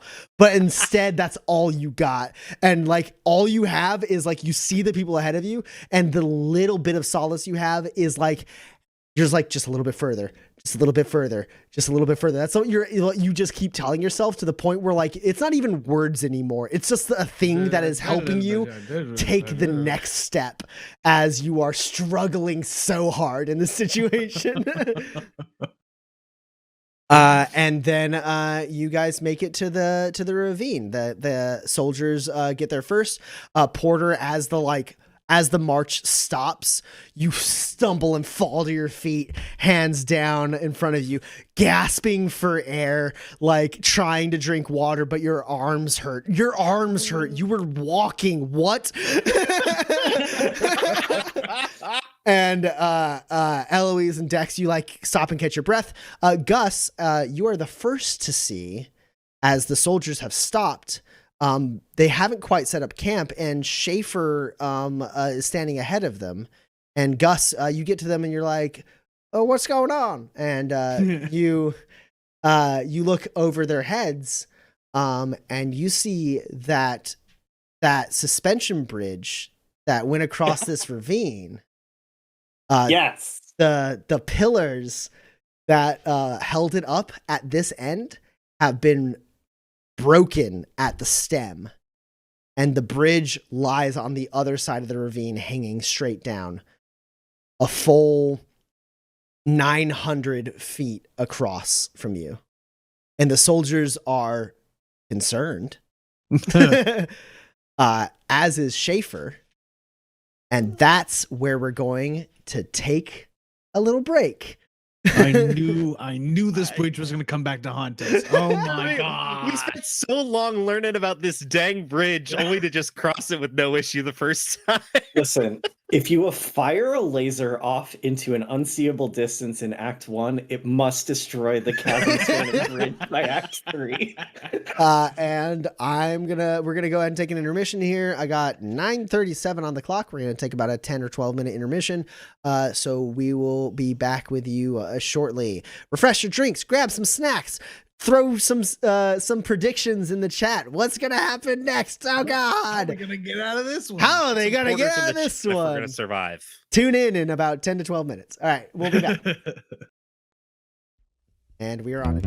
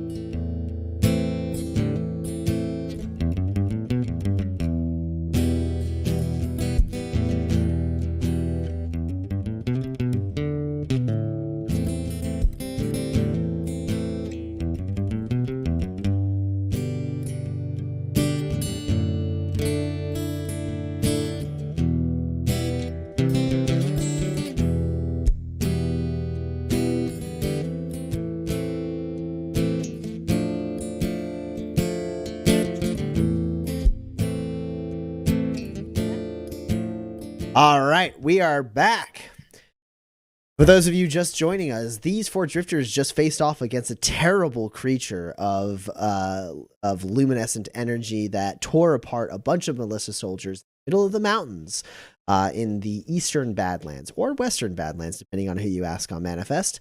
And the soldiers and these 4 drifters double timed it back to a more defensible position to try and get across a very long bridge that I described in detail last session, only to find that said bridge had been destroyed. It is broken on this side. The long-standing pillars of fortification of this suspension bridge have been shattered at the root. And part of the bridge, it looks like some of it kind of broke when it slammed on the other side. Part of the bridge is on the other side of this massive ravine. As established last episode, there are other ways around this ravine. It just requires days of travel, either north or south. This bridge obviously was put here as a means of convenience to connect these 2 mountain ranges. It's almost sunrise. You can actually see the sun kind of like peeking up. And Captain Schaefer says, "The plan ain't changed. We're setting up camp here. We still got the ravine at our back. All right. We just need sharpshooters looking across the ravine just in case. Otherwise, set up a standard patrol for high threat scenarios. And those of you Jaeger, get to cooking. We got to get everyone fed and ready. Sleeping shifts, normal procedure. Get moving." And they start setting up a much less controlled camp. They start making they heat up some MREs and get some water going. The food is not as luxurious as it was before. I mean, it wasn't luxurious to begin with, but it was a cooked food from a cook. Now they're doing we might get interrupted any minute type food, where they're this is fast, it tastes bad, but it will sustain you. So they're doing that. And a lot of the soldiers kind of fan out to kind of take up posts, and those that aren't currently on duty grab some food, grab some drink, help put up tents. The camp gets back to it. Schaefer looks to the 4 of you and goes, "All right, if you got questions, you can meet me in my tent. Otherwise, I suggest you grab some food, get some shut-eye. We could have action any moment." We're sort Porter, how many tonics do you have on you? I just took my last one. I could craft some more pretty easily. If you're up to it. Right, absolutely. Yeah. The captain doesn't hang out for a response. He moves on to his tent. He basically says that to you as he's walking by. Yeah, I don't stick around for a long conversation. I just wanted to ask Porter that, and then I follow him. Wait, do you want one sec. back up? Hey, could we fix the bridge if I was over on the other side? Eloise, is that so? You're the I mean, stuff. It's got to be pretty heavy. So I don't know yet. I got to do a little bit of math, I think, to figure it out. But I was also thinking these are military people, so it might. I think. Wait, how can you get over to the other side? I got my ways. Oh no, you can do that big jump thing. I remember. That's great. No, I have an idea, and actually, we might be able to use it anyway. I think maybe I can make some zip lines or something. I gotta look into it first. But Yeah, that's smart. We can go and sort of put them up. Yeah, up here, and then if I can go and stake them down over if there. you could take them over there, that would be kind of. But I gotta. The posts on this side are broken. Right, but we could put it into I could build something like a scaffold for it to. I think we got the materials for that, certainly. I mean, I don't know if I do, but maybe we could break down something that they have. Eloise, I don't think it requires a roll for you to identify, at the very least, that this bridge, if you want it to be like extra sturdy so that this number of people can travel it without trouble, would be a class 4 item.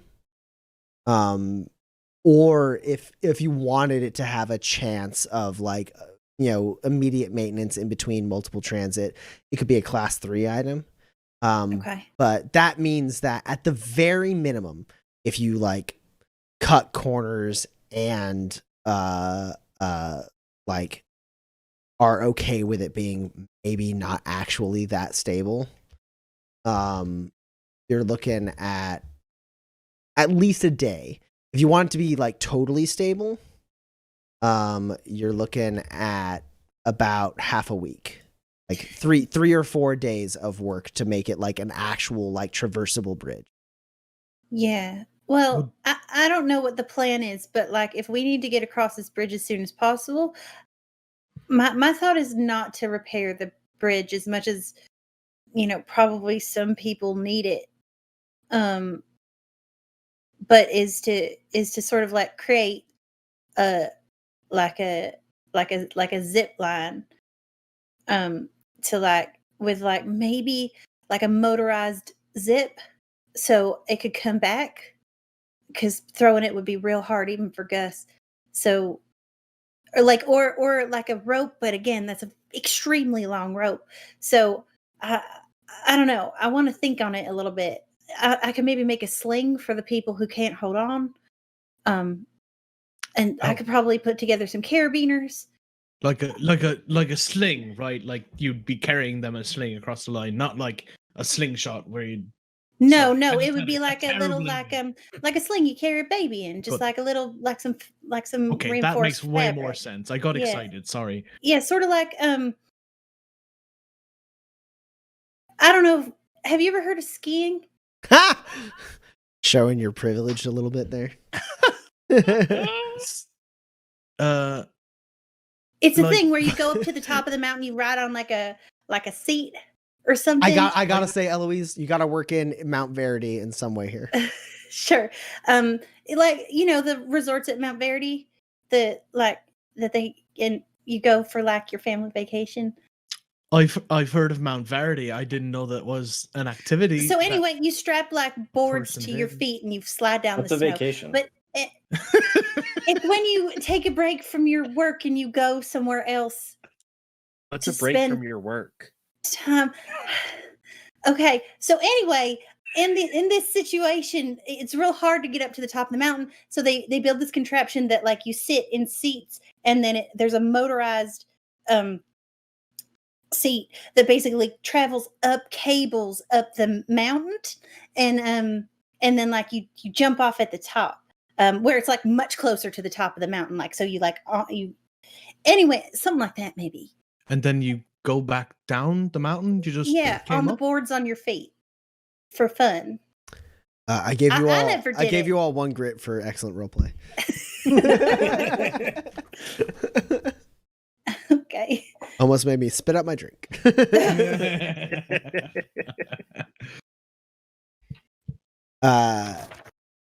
Yeah. So Eloise, even that like that's still kind of that what you just described is a little bit closer to a class 3 item. So again, if you wanted to cut corners and make it poor quality, but that would be like a safe class 3 item, right?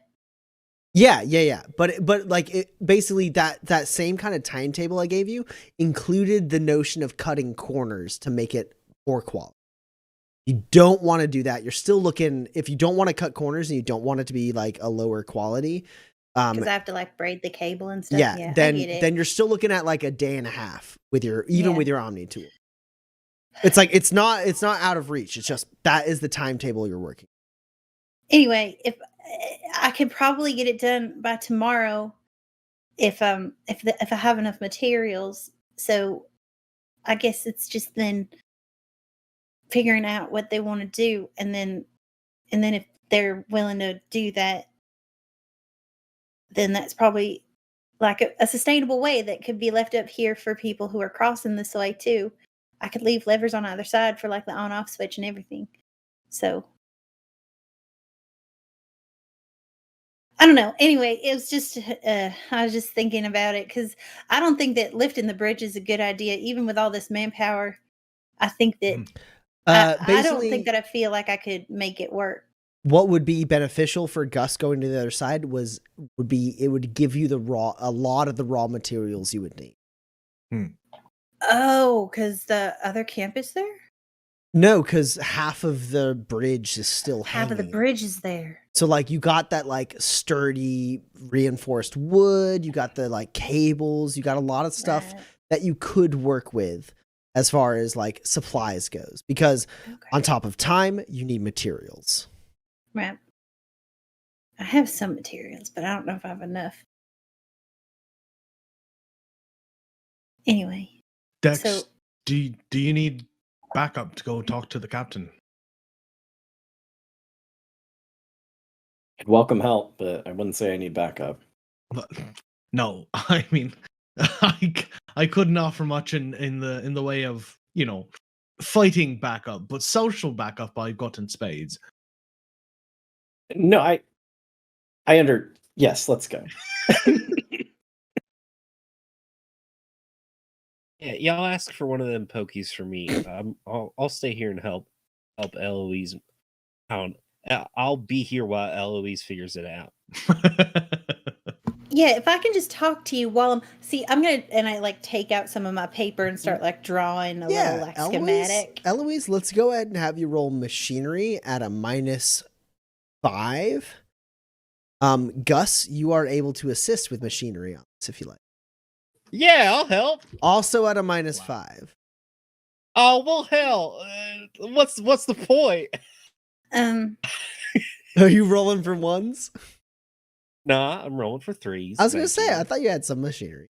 You've been on a Um, Get 4. one die, and I'm rolling at a 3. Here Okay. we go. You got a reroll? I do have a reroll. It's 19. All right, we're gonna come back to that. Dex and Porter. Yeah! All right, +1 for Eloise from Gus. So you're only at a -4, Eloise.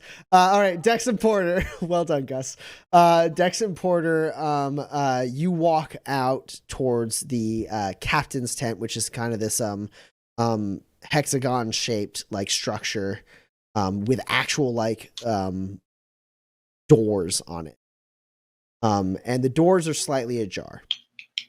And you walk in, he's got like a separate, like kind of a bisected sleeping area. He's got like another bisected, seemingly like with the tent flap pulled up, you can see it's like maybe like a meeting area. And then there's kind of the central area where it's like kitchen and so on. And he sees you come in and he's like finishing frying an egg. He like pours it onto a plate. And he goes, "All right, are you wanting a thing?" I'm fine. No, I'm fine. I'll drink some water. Mr. Janus, you look like hell. First march. Yeah, cheers, thanks. Yeah, first March, is it that obvious? Well, sir, it is, but it ain't nothing to be ashamed of. I mean, you look like I did when I first went to training. Come on, let's have a sit down. I understand tensions are high, he says as he walks into like that room and like sits down at like a little round table. He goes, I understand tensions are high. Now, you don't mind if I eat a little bit. I mean, I don't know next time I'll have a second to chow down. I like By all just means. nod to him. All right, and he like kind of like starts working on the egg and eating.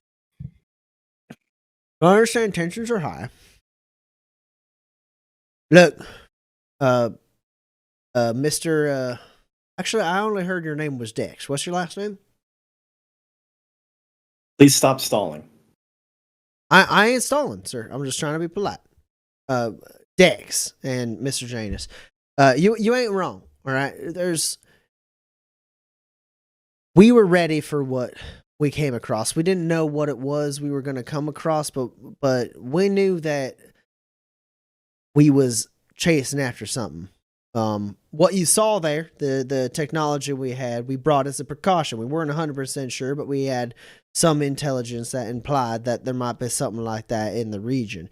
The technology itself, well, I can't speak to it entirely, but you understand Fort Dearborn is making steps forward in securing itself against illuminated threats. That's simply a prototype of the kind of equipment we could employ our soldiers with. So I don't know what else you got question-wise, but whatever I can offer, I'm willing to offer, because as far as I'm concerned, I mean, we lost some good people out there, but we may have all died if it wasn't for the four of you. So, I ain't unappreciative of what you done so far. I mean, that Miss Reynolds, right? Yeah, she's quite talented, quite the brain on her, in terms of, technological knowledge and the sort. Oh, hell. I ain't seen none of that except for, her gear. I suppose she made that herself. Sorry. Mhm. Stalling. I'm not trying to stall. That's right. Ask me your questions. We don't need to I am have small curious. talk. Get to the point. So you're telling me that Fort Dearborn, on a rumor of something that could be an illuminated threat, sent out an entire battalion to sidle up to Waypoint and begin a search for something that may or may not have been there? Look, I can't speak to Colonel McGarrett's motivations. But for the most part, you got the long and short of it. I don't think that is true. Sure. Go ahead and roll discipline to try to get a read on him, whether he is lying or not. Can I do the same thing? You certainly can, and both And of you I'd can like to take explain a -3 as I spend 6 grit to give you each. Well, a so here's the minus. thing. It's really important that I spend my grit first to bamboozle you so I can take all 3 of that grit. Sure. It levels out. Yeah.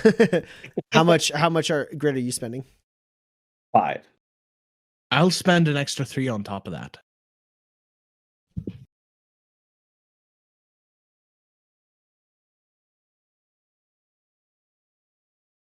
You know what? I've got the grid. I'm going to spend 2 more. It's going to be 5 and 5.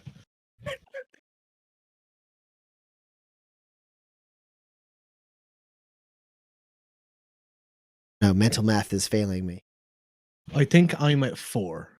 And Dex is at 8. I'm curious. I'm just curious as Roman. I know I'm talking as guest, but I'm just curious as Roman. How do you adjudicate something like this? Is it all those bamboozles on the same one test he's making?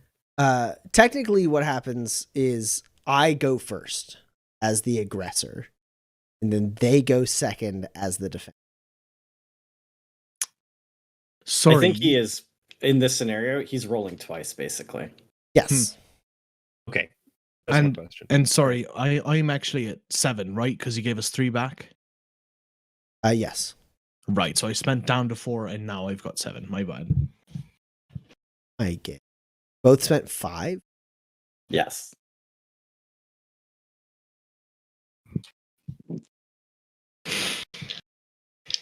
Unlimited power. Where was this when I was talking to you in like fancy ballrooms and mansions? Ain't never no grit come my way when I was doing talking last game. To answer the chat asking, go it strong. In fact, you cannot go it strong against bamboozle. Bamboozle negatives are permanent. You don't get to get rid of them no matter what you do.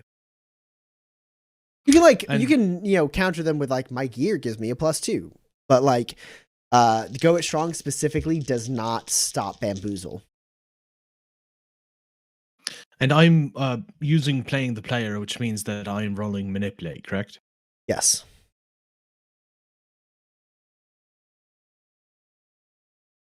So I'm at a minus.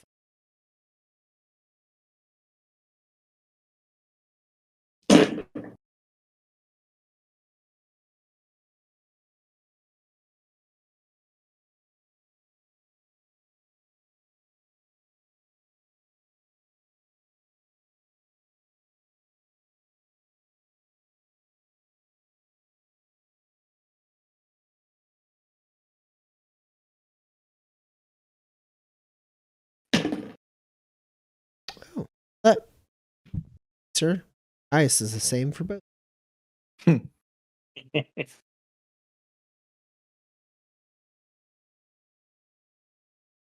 So you're both up against a 9. I have an 11. Okay. So we'll put a pin in that for a second. Porter, what do you got? My highest was an 8, so Okay, cool. You're the aggressor in this scenario, right? I am. Okay. I also had a 9. So I'm wait, you said you have an 11 or not? I have an 11. I also had a 9. That's why I had to Got double it. check. I'm gonna go ahead. Oh, way around that. No reason. Okay, cool. So Porter, he gets 1 net success over you. Mhm. And Dex, from my understanding, you get 1 net success over him. I'm gonna spend some grit though. Okay. God, I've been trying so long on this guy, and I am so frustrated with this man trying to talk circles around me. I'm going to twist the knife twice, so I have 3 net hits. That leaves me at 4 grit.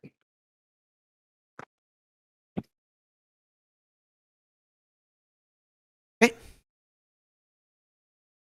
So Porter, you get the sense, like you get like that straight up like authoritarian, like I'm only gonna tell, like need to know basis. Like he's not gonna give you more information than he absolutely has to in any given situation. And you also know that like if you keep prodding him and poking him, he's gonna have an answer for everything. right. And it's gonna be a lot of words with not much substance.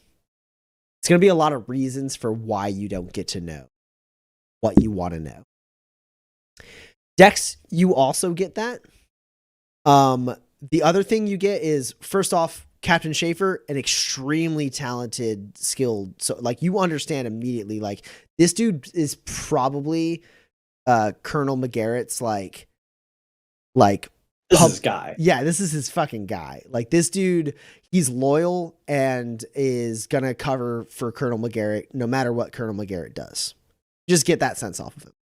The other thing you get is he is not telling you the whole truth, but you also understand kind of in the casual way he's like eating while talking to you. His gun's like not within, like not like threateningly, but it's like there within reach.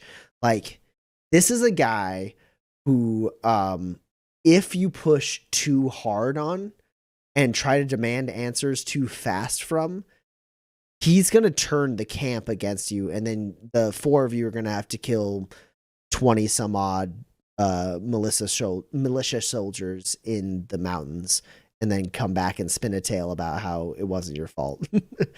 Like, it's like an all or nothing situation. He's going to give you piece by piece. You also get the sense that there's something like he's not trying to drive you away.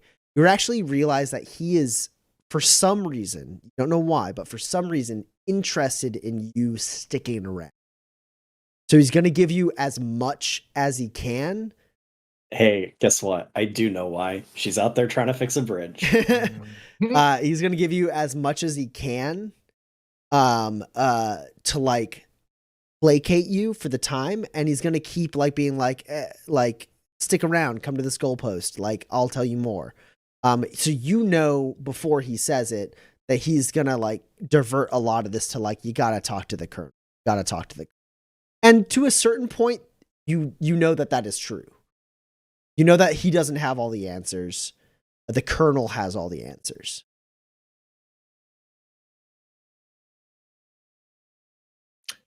Do you know, I think I actually could do with a plate of eggs. Do you mind if I just make myself one? Sure. Help yourself. Cheers. Thanks so much. Absolutely. Hey, where'd you learn to doctor like that? Oh, it's something that I've kind of picked up along the way. I used to work on the ships coming out of American's Landing, and it was just something they never seemed to have enough of was medics on their boats, and people kept getting hurt and then being like, "Oh, I'll just chop it off and get a mechanical one." And I was like, "That's not a better choice." So I kind of picked it up along the way, and turned out I'm pretty good at it. Hell, no schooling behind your back. I'd say you're damn talented at it.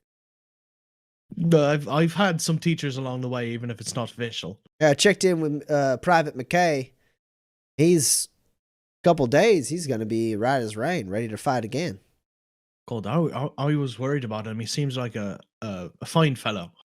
Yes, good young lad. Hmm. Fresh out of camp, honestly. But go fix yourself some eggs while you got the chance. Do you need another plate as well? I know sometimes those long treks. No, I'm fine. All right, good. He pulls like a bottle, like a metal bottle off of his like belt and like drinks some water. I'm doing my best to put him at ease so that he's a little bit more malleable, at least to our questions in terms of, he can't give up military secrets, but he can tell some civilians that are concerned about their own well-being some of the things that he might not tell other people. Sure. If it comes to a manipulate roll, I'll let you assist while you're in the other room making eggs. Your men are wholly unprepared for what is here. You really ought to give Gus one of those sticks. No, you ain't wrong about that. My hands are tied though, given the nature of those devices. They ain't even really Have you met Gus? Well, I have. He's a strong fella, that's for damn sure. And he knows his way around a fight. He was a man to steal military secrets? It ain't necessarily about that. If anything goes wrong, we don't know. We don't know what may or may not happen with these devices. They are prototypes, sir. I am open to the idea. If shit hits the fan, and Gus Gurley wants to step up to one of those crates. Esmond, shit hit the fan 10 hours ago. If it happens again, and Gus wants to step up to one of them crates, my men will be under strict orders to hand him a stick. Let him go to work. But that's not a decision I'm willing to make until the moment requires it. That will be too late for him to learn how to use it. Seems like a quick fella. Grew up on a farm, I understand it. Okay.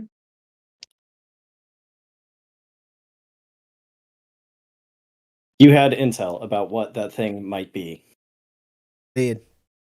Me and mine are here after it. It seems like we're on the same side. I would love to know about it. That's fair. Honestly, I don't have much for you, but there were sightings.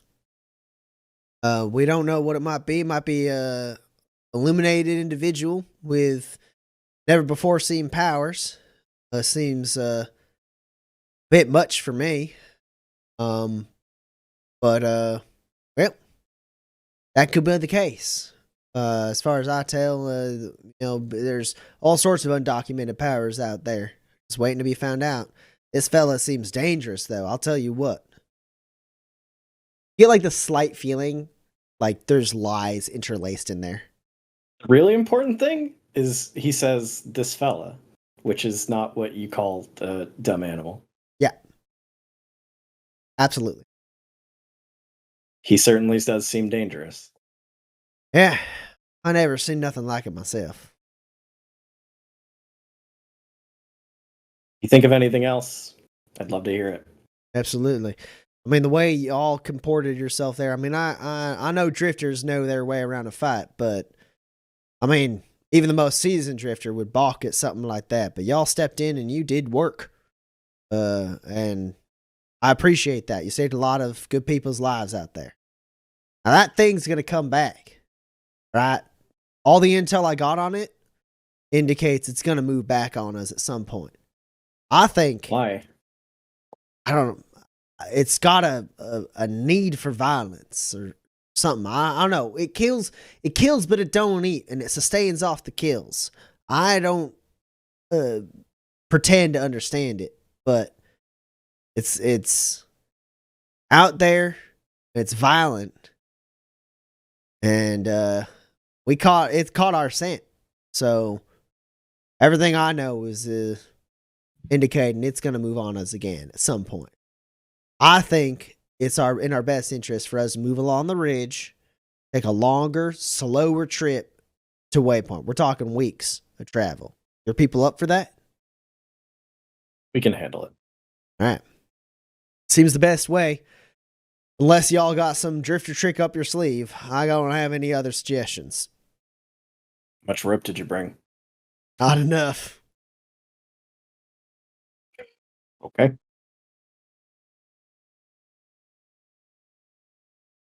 Dex.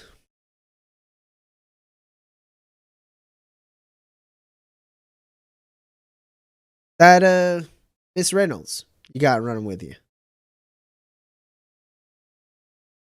You ever seen her do something like that before? Not that. Why? Impressive. And that thing, we saw what it did to that rock by the camp. Went right around her. Look, I know there's tensions when it comes to illuminated people here in Fort Dearborn territory. I imagine she's a little concerned. If there's a message you want to pass along, let her understand that I appreciate what she's done. I appreciate her. She seems like a fine young lady. Plenty talented. I don't need her stressing about what people may or may not be talking about. All right? Soldier's going to talk. It don't matter. She's an asset as far as I'm concerned. Understood. There's like extra to that last phrase. I think this was the point where Porter was ready to come in, and he just kind of, when he hears L being mentioned, he hangs outside, and he definitely catches that last part. Yeah. And then he'll come in and be like, "Here, I brought you an extra cup of water in case you needed one for you too, as well, if you like, Dex." Sure. I'll take the water and take a drink and set it down. If you think of anything else, I'd love to hear it. Absolutely. I'll let you know. If not by me, through Breckenridge, you'll get the message. Can't be everywhere at once.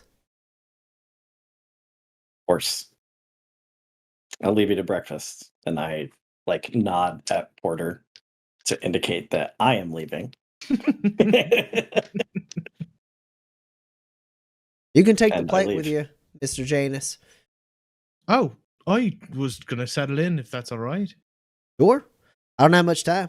I don't want to take up too much. I know you and your camp are fairly busy. I just, I have the feeling we're going to be traveling together for some time, and I'd like to make sure that you understand the importance of, my people's safety. If that Absolutely. makes sense. We aren't just here to be a part of your militia and just hang out on the side and save your arse when you need it. We're here because you showed up. And it wasn't so much a matter of regaining an asset or of anything like that. We're here to help people. And I need to know you're on the same wavelength. Does that make sense? First objective of Fort Dearborn militia soldier is to protect civilians. Now, you ain't from Fort Dearborn, though. You ain't a civilian here. You're just a visitor, yeah? Markham's Landing, I hear you hail from. Markham's Landing mostly, but I've been all over the place. All right. Well, nonetheless, while you're in this territory, you are under our protection. That is our sworn vow. I do appreciate that, and we'll do whatever we can to assist you. I just need to know, Dex can take care of himself, and obviously Gus. My first instinct was certainly not to run up to that thing and punch it, but that was the very first thing that he did. So I know they're going to be fine. I can take care of myself as much as possible. There's one person in our group that I'm worried about, and I think you know why. Well, like I was talking to your compatriot about. I heard what you said to my compatriot. I need to make sure that she is safe whenever she is nearby you or any of your men. None of my folk gonna lay hands on her or give her nothing. You hear any of them say something sideways, you let me know. I'll whip them into shape. Is that true? Go is ahead. me You can roll asking discipline. the GM. You can discipline or manipulate. I'm try going to and- manipulate. That's what I have the skill for. Come on, Tommy. Yeah, because you have playing the players, so you get to roll manipulate. Like you're up against a 12.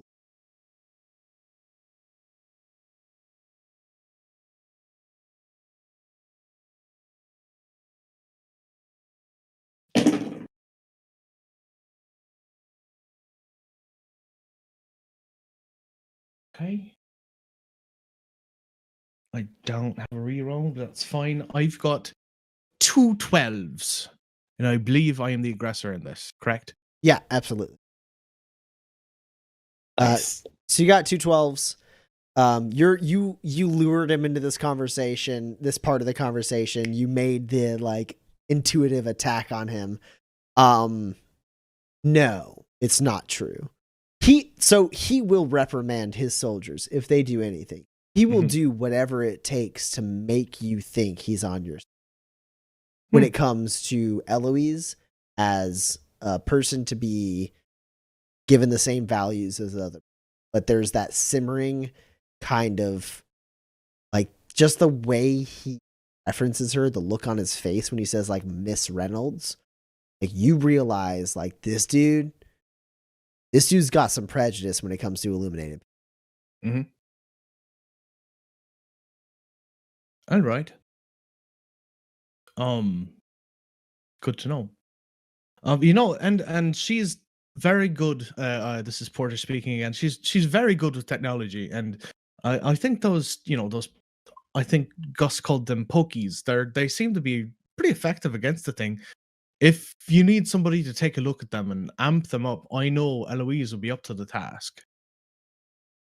Well, that is a bit beyond me, but hell, if we make it back to Waypoint, all of us intact, and y'all still want to see what's going on, if Eloise can make herself useful, might be she can get conscripted into Brimstone. It's the garrison we hail from. We can Brimstone? use smart minds like her. We do a lot of. I am just a grunt on the field for protection, but there You are sell brilliant yourself. minds within Brimstone doing good work for Fort Dearborn. If Eloise would like to contribute, could be the colonel will be interested. I can't speak for him; he ain't here, but Of course. I know the fella pretty well, and if she's got talents to contribute, we might be interested in hiring her as a civilian consultant. Understood. I'll pass on the information to her. Sure. I don't want to hope- pressure her none. I understand she's No, been through an of course not. ordeal. We'll see how she feels after a few weeks with you and your people. Oh. Might get sick of you. Surely not, though. You're all charming. Well, hey, when it comes to the enlisted folk, I wouldn't bet any money on the way they comport themselves. Some of them are someone you've seen a couple of them. Quite skilled. In the worst of situations, back at Waypoint in the bed and brew. Mm-hmm. And well, that kind of behavior gets stamped out over time, but these fellas, they're greener around the gills than I would like in the situation we find ourselves in, but we will make do. Because even the greenest Fort Dearborn militia soldier is going to be able to be up to the task. Well, this is one hell of a trial by fire. I hope they make it out on the other end just fine. I've got one just very small favor to ask you, and I promise it's the only one I'll ask you. And I know that you will not give him any of your technology until the situation calls for it, but can you have a standing order ready so that your men can find Gus right off the bat when we are being attacked and give him one of those weapons? That's all I ask. Because if you have to wait and ask somebody to get it to him, it might be too late by then.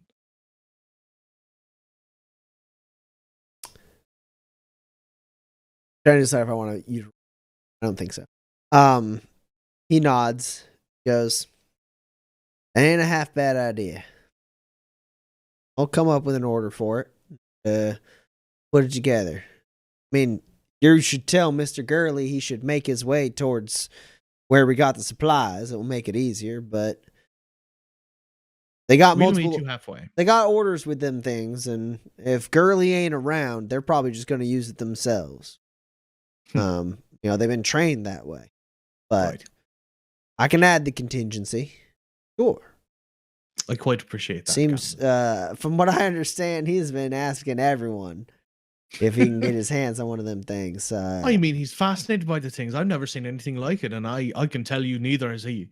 Yeah, no, I mean, he's a fine fella. Now, if it comes to that, you and yours will need to be debriefed by the colonel. Understood. Won't be able to head out without talking to him first. I read you loud and clear. Thank you, Captain. That's all I can ask. All right. You gonna finish that? He says, like standing up with his empty plate.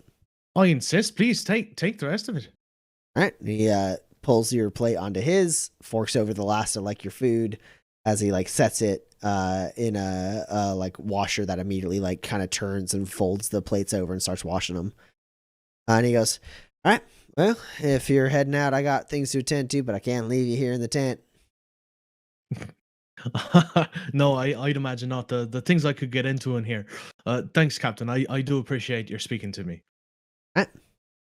Step out. He steps out after you and locks that door. Mm-hmm. And then he goes off. I assume I could have gotten back to Gus and Eloise in the time. Oh, absolutely. You left during the beginning of that conversation. Great. I get back. I don't know what you guys are up to. I assume Eloise with a large pad of paper drawing a bridge as you tell Gus about bridges. So Gus gave Eloise a +1. Eloise, how did you do on your machinery roll? I got 4 successes. Okay. Eloise, you can make this thing. It will require 29 machinery keys. Can I replace any of it with tech? You'll replace 3 of them with tech. Okay. You also, with that amount of successes, know that a significant amount of those machinery cubes are available on the other side of the ravine. Yeah. Okay. Also, I guess if you could convince the soldiers to completely like break down a bunch of their essential gear, you could get machinery cubes that way. Yeah, I only have 5 machinery cubes and 5 tech cubes, so I need 21 more machinery cubes. That's all. It's fine. Yeah, there are between the non-essential stuff in this camp and the stuff on the other side of the ravine, you have enough supplies to do it. Okay. So yeah, Gus, I think if I had 21 more cubes, machinery cubes, I would have enough to like braid a cable long enough, and then I'd have a motor that I could like harden so that it could not only carry all of us, but probably do a little bit more. And like if I got if I got all of those, I think I could actually make like a chair instead, or like a sling that would be more like a basket, maybe that would be much safer than just like, sort of like hold on for a minute as you like slide across this thing, and then travel would be available both ways. But the thing is that I don't have enough supplies, and there's enough supplies over there. If we could Yeah. salvage it, but I could go and I could go across and I could get my car and I could go to town and I could say, we need 21 machinery cubes. It's so important. There's lives at stake. Maybe they give me a discount. I've got so can you I have a spur. You can ask folks to pitch in. when you I don't think maybe Gus, maybe that's like a good plan B. Mhm. But like, is there like when you do your jump? Oh, I ain't gonna jump this thing. Yeah. Gus, even with your power, you won't be able to jump it. Okay. I got a couple ways. I got a couple ways to do it. I'm Okay. trying to think about maybe Well, or maybe best like I ways. could, if they have like in their like a jetpack, I could fly over there and salvage it. But I gotta get over there. I can get over there easy. Do you think you could salvage it? Maybe if I got over there and then I could climb, I could sort of, I don't know, cut the ropes on the bridge or something and get it down to the bottom of the ravine and sort of drag it on over to this side, and we drop a rope down and you sort of pull me and all the stuff up. We have a long enough rope. I mean, that bridge will happily go down, but I don't think it's coming back up, Gus. The thing is that it's tons of, like, probably at least of like weight. Well, then we could do it like parts at a time. I'll cut it down. I'll bring parts of it over, and you sort of rope those up. You sort of have that sort of situation going on. It sounds like it's gonna be tough for me to get the whole bridge. Okay, yeah. Right? Oh no, what can we do? I mean, At this point, Dex approaches the two of you. so the thing is like, I like butt in and I put, not like aggressively, but I put a hand on Eloise's shoulder. Like, you should rest while you have a minute. And I turn to Gus. I would not use any of your illuminated powers while you're here if you can help it. They're going to be very nice to us as long as possible to try and get certainly you, I say looking at Eloise, back into their camp outside of Waypoint. And when nice doesn't work, I assume we will have to fight them over it. So you should rest now while we have a chance. And they're still being nice. I was gonna like go around a rock and do it on the other side, like or in the somewhere far away. What if we said that Eloise did it? Because they know about Eloise. Captain Schaefer considers you an asset, Eloise. okay.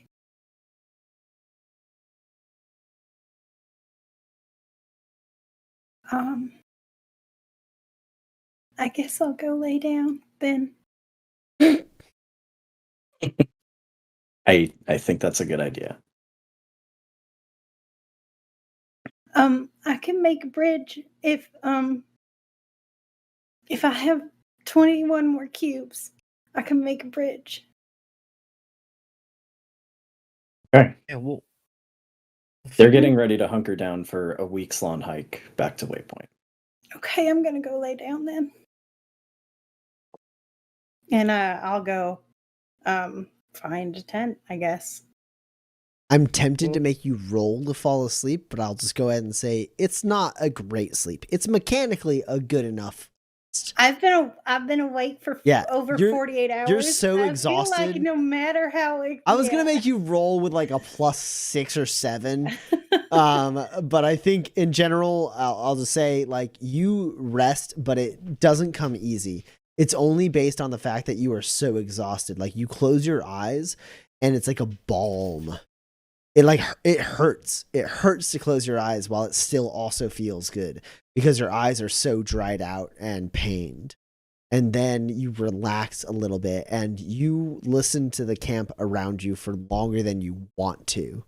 Eventually, your just exhaustion is able to take control of you, and you are able to rest up and you gain the benefits of a full rest. Oh, thank goodness. Also, out of character, dog wants to be in your room. I want to talk to Dex after Dag does his stuff. No, you're good. Dex and Gus, few of you are left alone. Porter is still finishing up his conversation with the captain. Well, Dex, what are we supposed to do? I mean, I can get over there and I can get all that stuff. It's, I don't know, what's the alternative?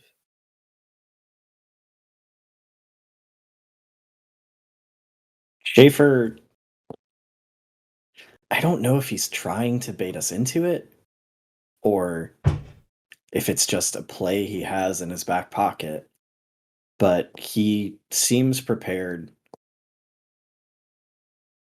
which sounds insane as I say it out loud. He seems prepared to force us to kill everyone here and explain ourselves when we get back to Waypoint. What? Why? I don't know. How? I think- How? It's perfectly within his power to turn this camp on us at a moment's notice.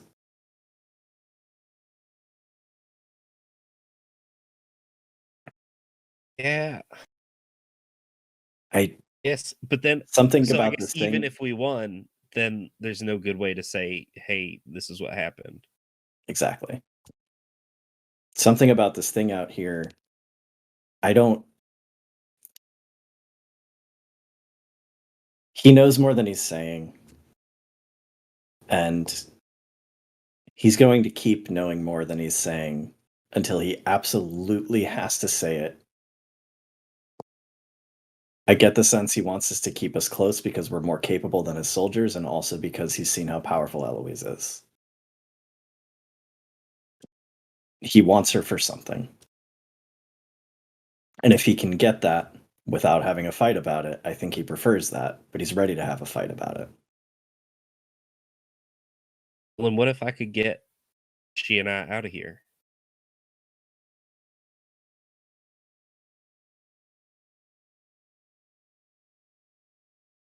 I don't know.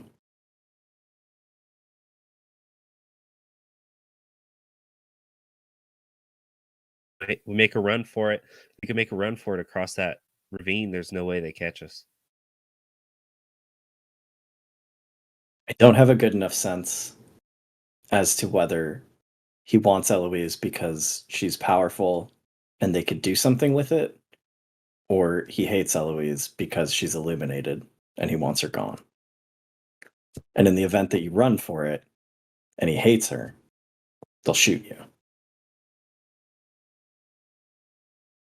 I can run in a way they can't shoot. You're saying when we get back to Waypoint, they'll just shoot us? No, I mean, I've seen some of the things you can do, Gus. You haven't seen this one. Actually, no. You just saw Jack. What was his name? Jack? You just saw Jack do it. You take Eloise with you? I don't know. I can also climb. I can also climb, maybe. And Eloise just sort of sits on my back. It's 1,000 feet down that ravine of nothing but clear ground. Yeah, If you're trying, not when someone's shooting at you. Yeah, Gus, you know that you're not able to use the blink power. It's only you. Dang. What do we do, Dex? Just tell me what we got to do. They seem ill enough prepared and willing to die on the hill of believing they are right that it is entirely possible that that thing kills all of them. Oof. So what do we do? Dex, I keep asking you what to do, and you keep telling me stuff about them. What do we do? I don't know, Gus. I do not know. Dex, you always know what to do. There are people here that I am almost sure deserve a bullet, but it is totally unrelated to the problem at hand. Yeah, in the end, if we gave them all a bullet, then we got to explain ourselves. Hey, it's a real pickle, huh?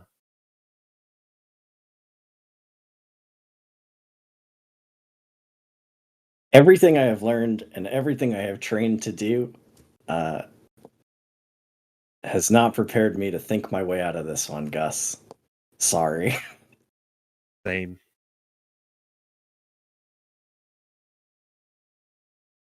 All right, I think our best bet is, as long as they think we're friends, to continue to act as friends.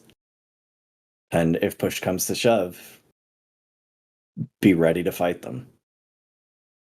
all right.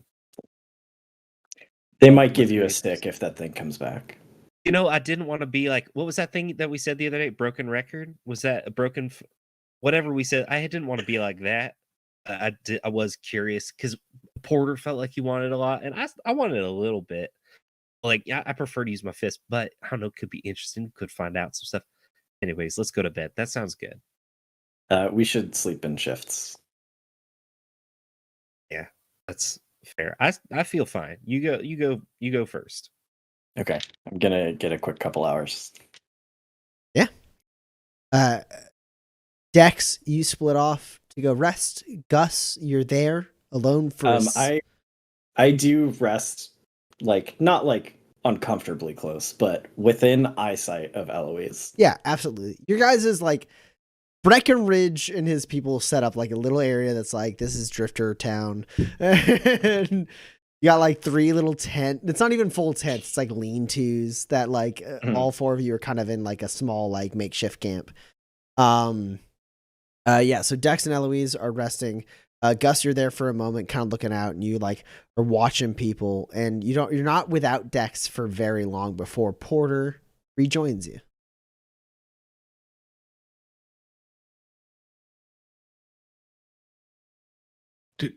Oh, sorry, with me, with Gus. Yeah, sorry. Did I not say sorry, Gus? I thought you said he went with Dex. That's my bad. Hey, Porter. Taking the first shift then. Yeah, I feel fine. You should probably get some sleep. That was a heck of a hike. I think I will, but just keep your wits about you, all right? They're not good people. That's what Dex said too. Man, I don't know how we get out of this one. What would Rico do you think? Rico probably wouldn't have gotten in this situation in the first place. Either that he or gets in all sorts of situations, but what would he do though? You know, I'm sure he'd find a way to find the good ones in the camp and kind of turn them against the bad ones. But I'm afraid too many of the good ones got killed by by that person. I don't know. I keep sort of makes me think. Remember when he was in the vampire den in the cave? Oh man, do I remember? Of course, yeah. Dumb question, but he remembered his grandpa, and then he made a hole in the wall, and all the sunlight came in and got the vampires. So, I don't know how to find our sunlight. Gotta find our sun. Oh, that's right. I mean, that's the thing about vampires. They've got very obvious weaknesses, but we're kind of at a loss. I don't know if they only have one. And I don't know if I was gonna say I saw one earlier tonight, but if it comes back and it kills them all, then we got questions to answer. We can't really answer Got some unless we get all to do. Yeah, us 4 get the sticks and we get it ourselves. Look, maybe that seems tough. You think you could use one of those things? I'd like to know more about Jack himself. I'd like to know more about what caused him to be the way that he is. And I think if we got one of those sticks, maybe I could get some kind of information from it. Well, I'll keep an eye out. I'll keep being a broken record. Was it I think they're called records. record? Broken. I'll be a broken record. You keep being a broken record. I assume Dex is taking second shift, or should I Yeah, Dex can get second shift. You get some sleep. tell him to wake me next? I gotcha. Cheers. Gus, thank you. You were incredible. Yeah, I mean, I just box with it. You Just didn't. wildcatting a little bit. I have never met a more modest man. I can honestly say that. Never in my life. I don't know. I appreciate it. I'm just out there doing whatever anyone would have done, I guess. I mean, maybe not anyone. Not I don't anyone. know. It was tearing people in half, and I don't know. When a warkin gets into the chicken coop, you don't get to think about it. You just go in there and you wrestle it. Yeah, right. Bop it on the nose. That's what you did. It's all right. You send them off. Send them off if you can, and if you can't, well, you got some other stuff you got to do. Well, you get some sleep tonight. We'll need those fists for later. Will do. You get some first, Porter. Cheers. All right.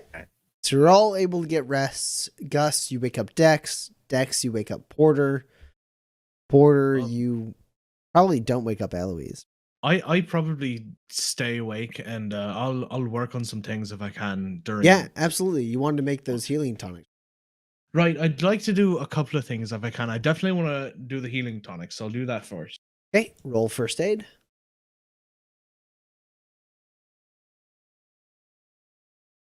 So I have pharmacist, which gives me +1 to crafting tonics, and then I've also got mass production, so I'm going to be making 4 of them.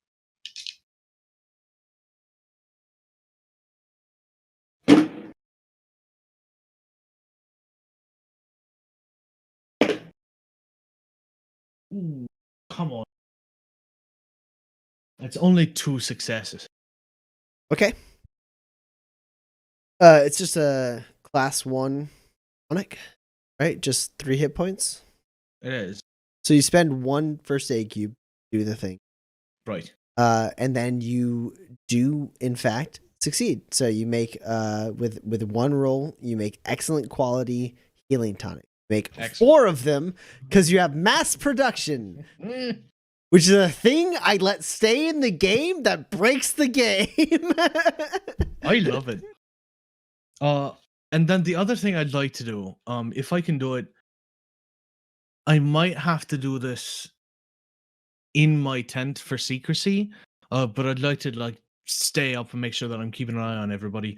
I'd like to take the tonics in the box that Donovan gave me, and I'd like to trade them out.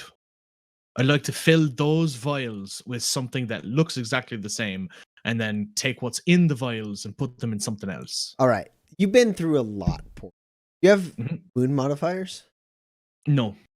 You've been through a lot, Porter. And this tonic beyond anything you've ever seen before. Mm-hmm. Multiple successes increase the amount of scrutiny it has to go under to pass the test.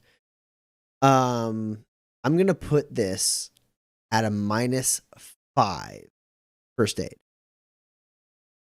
All right. Minus.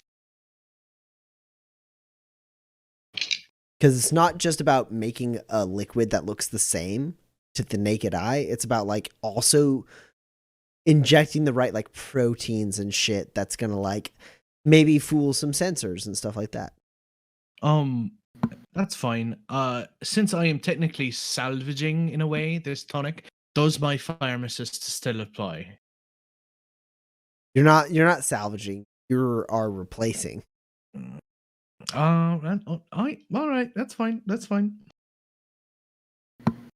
Because you're not Actually- making an actual tonic. You're just making fake. Food coloring. Yeah. Right. You're making a thing in a tube that, under certain levels of scrutiny, will pass as the tonic you just stole. Right. Yep. -5. Eloise, you wanted to say something? Oh, did we get a grit for surviving a dangerous situation? Oh, you did, but I didn't notate it. So Dex is up to 5. Eloise is up to 6. Porter is up to 8. Gus is up to 10. Oh, let's get back into another combat. I'm ready to go. Ready to double down. That's the only time I ever spend my grit. I have to spend 3 grit because I am not going to misfire again on this session. I'm not going to do it. I'm not. So you're spending 3 grit to... God damn. To scrape by, please. Yeah. I'm not. I was really hoping that it would be a social situation so I could finally use Wink and a Prayer, but no, I'm just going to scrape by this time. Why does this happen to me? What's going on? What's happening? I have no Your idea. dice are bad. But they're No, brand I new. replaced those dice. It is the dice box for sure. You know what? You Yes. project a At field? what point It's is the Seth... essential NPCs At dice what box. point- It's that same Oh. shitty dice box that he's been rolling shitty in for years. Remember when you... Have you seen a specialist about your dice hands? No, It could be a I medical know I thing. haven't. That's a good point. All right, so now we need to send Seth a dice box, is what you're saying? All right. So you turned a normal misfire into nothing? I turned a normal misfire into nothing, so it's 2 successes. Okay, cool.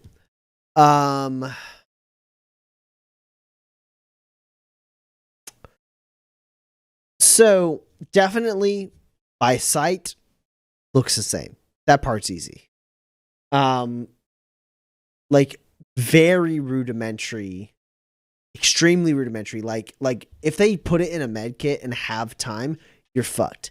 But if they're doing a quick scan with a med kit, like just a quick is this right? Beep. Yeah, this seems right. Like you have those kind of properties. It like has that right balance of like proteins and enzymes and so on, that are going to make it read as maybe the right thing on a quick scan.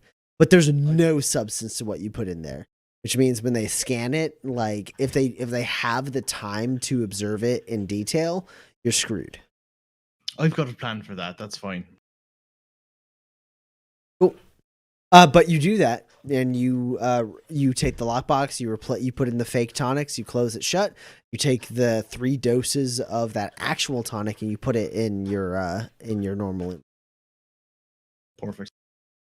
Oh, can we say like during the switchover when I wake up Porter, I fill him in on what I learned about Schaefer? Yeah, absolutely. Cool. During that can we play that scene out? Go for it. Sure. Oh, Wake up. Yeah, Dex gives you the information, Porter. yeah, I did not get a good vibe from the captain at all. Listen, on top of keeping an eye on both Gus and Eloise, I think that I have reason to believe, and this is a reason that I can't tell you yet, but I will. And so you just have to bear with me and trust me for a moment. I have the feeling that they're experimenting on people. And I think that Jack Taylor is one of their subjects. Well, that certainly fills in some blanks. I'd go so far as to say this is yeah, I mean, that's the reason they're here. There's no doubt about that. I know we didn't get much from Schaefer, but with You the think they information- lost something? and they came to get it back. Okay. I don't know if we'll come in contact with Taylor again. I don't know anything, but the more information I have, the more I can do about it. So if Taylor comes back, I need some kind of tissue or something, and just keep your eye out. That's all I can say. I'll keep an eye out, but that's a Gus question. Oh, that's a good point. He did punch it, didn't he? A lot. I didn't even think of that. Good. All right. Go get some sleep. I'll look over you. All right. We're gonna talk about the rest of this later. We're gonna talk about it. We will. Okay. Dex goes to sleep. Porter, you stay up crafting some tonics, and are able to see the beginning of the day. Dex, Eloise, Gus, you all wake up to. It's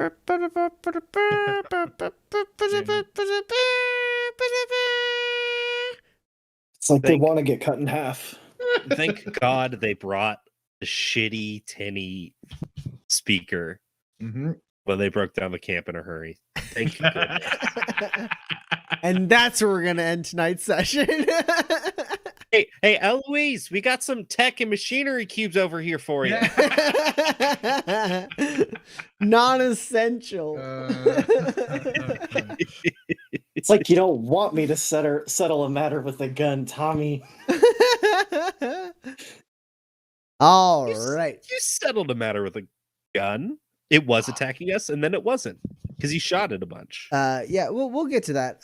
First off, we got some questions in the Discord. Yeah. So we're gonna move on to Q&A. So if you have any questions at all about the game, about the session, about the players, about the characters, throw it in the chat right now.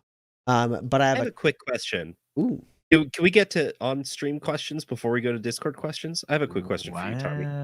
I've been meaning to ask for years. Unorthodox.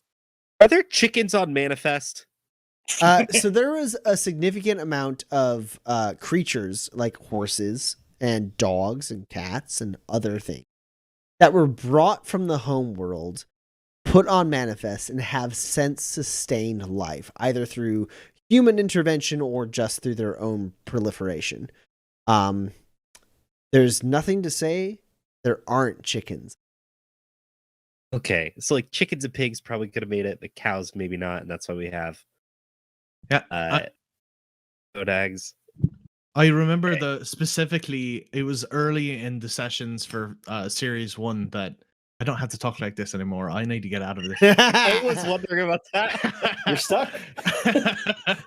I remember Kinsey asked for a burger at a place, and I remember Tommy going, does that exist? Sure, whatever. Okay, I'm sorry because he was eating eggs and I was referencing chickens, and I was like, "Am I in canon?" I cannot recall. All right. So, Argotlam was very kind and put the date of today's stream on his question because I forgot to put in the Discord, hey, put your questions for this stream. Argotlam's always on top of it. Argotlam has a couple characters for What? one is Luca Blight from I'm going to say this wrong. That Suikoden? Suikoden? That's how I've always said it in my head. Suikoden too. There's no swa. But anyways, Suikoden 2, notable traits: extremely bloodthirsty, able to take on companies of soldiers single-handed, lethal with a sword, fond of fire, takes hundreds of arrows, dozens of weapon strikes in direct combat, and a man-to-man duel is needed to finally kill. Most importantly, he achieves all of this with no supernatural powers whatsoever. So Dang. Easy. Up until the very end, I was gonna say, yeah, give Jack Taylor a sword. Boom. no, I mean that's super easy. So like Brawn gives you all the abilities you need to be a fucking monster with a blade. Even all the way down to tier 4, you get like the Battle Master feats and all these other crazy things. Like, you can go insane in melee combat with the Brawn tree. Then, stack onto that, the Hardiness tree, which can basically make you unkillable. Like, it's extremely hard to kill someone who's invested highly in that. yeah, if you go all the way to tier 4 in the Hardiness tree and grab a couple of the tier 3 talents, it's so hard to kill you. So I think he definitely has those 2 trees, and judging by the sound of it, he has a 3rd tree that he probably didn't invest very many points in at all. Does it say he's good at guns? No, it just says he's good with the sword, lethal with the sword. He says he's fond of fire, but like, the 3rd one is subtlety then, and all he grabbed was the dodge. Sure. Chain. Yeah. The only thing you buy into subtlety is the thing that makes it so you can, if you need to, spend a whole full action making it so you won't get any cumulative negatives for additional defense tests. So that way you can get... I think you go to the next one too. So you always count as having cover. Oh, yeah, for sure. They tried to stab me with my sword directly in front of me. I have cover. Oh, go ahead. Yeah, and he shoot, now I forget what I was gonna say. Oh no, come back to me. I can't. Then I'm you just moving get on. cranked to the gills on tonics. Yeah, no. Oh yeah. Well, so and then he's obviously shit at challenge, which is why he can be taken on one-on-one. It's because he goes into quick draw and goes in a quick draw. Quick draw with swords. Oh. Other character from Argotlam is D&D character. Oh, never mind. It's Guybrush Threepwood. Yeah, it's not a D&D character. It's Guybrush Threepwood from Monkey Island.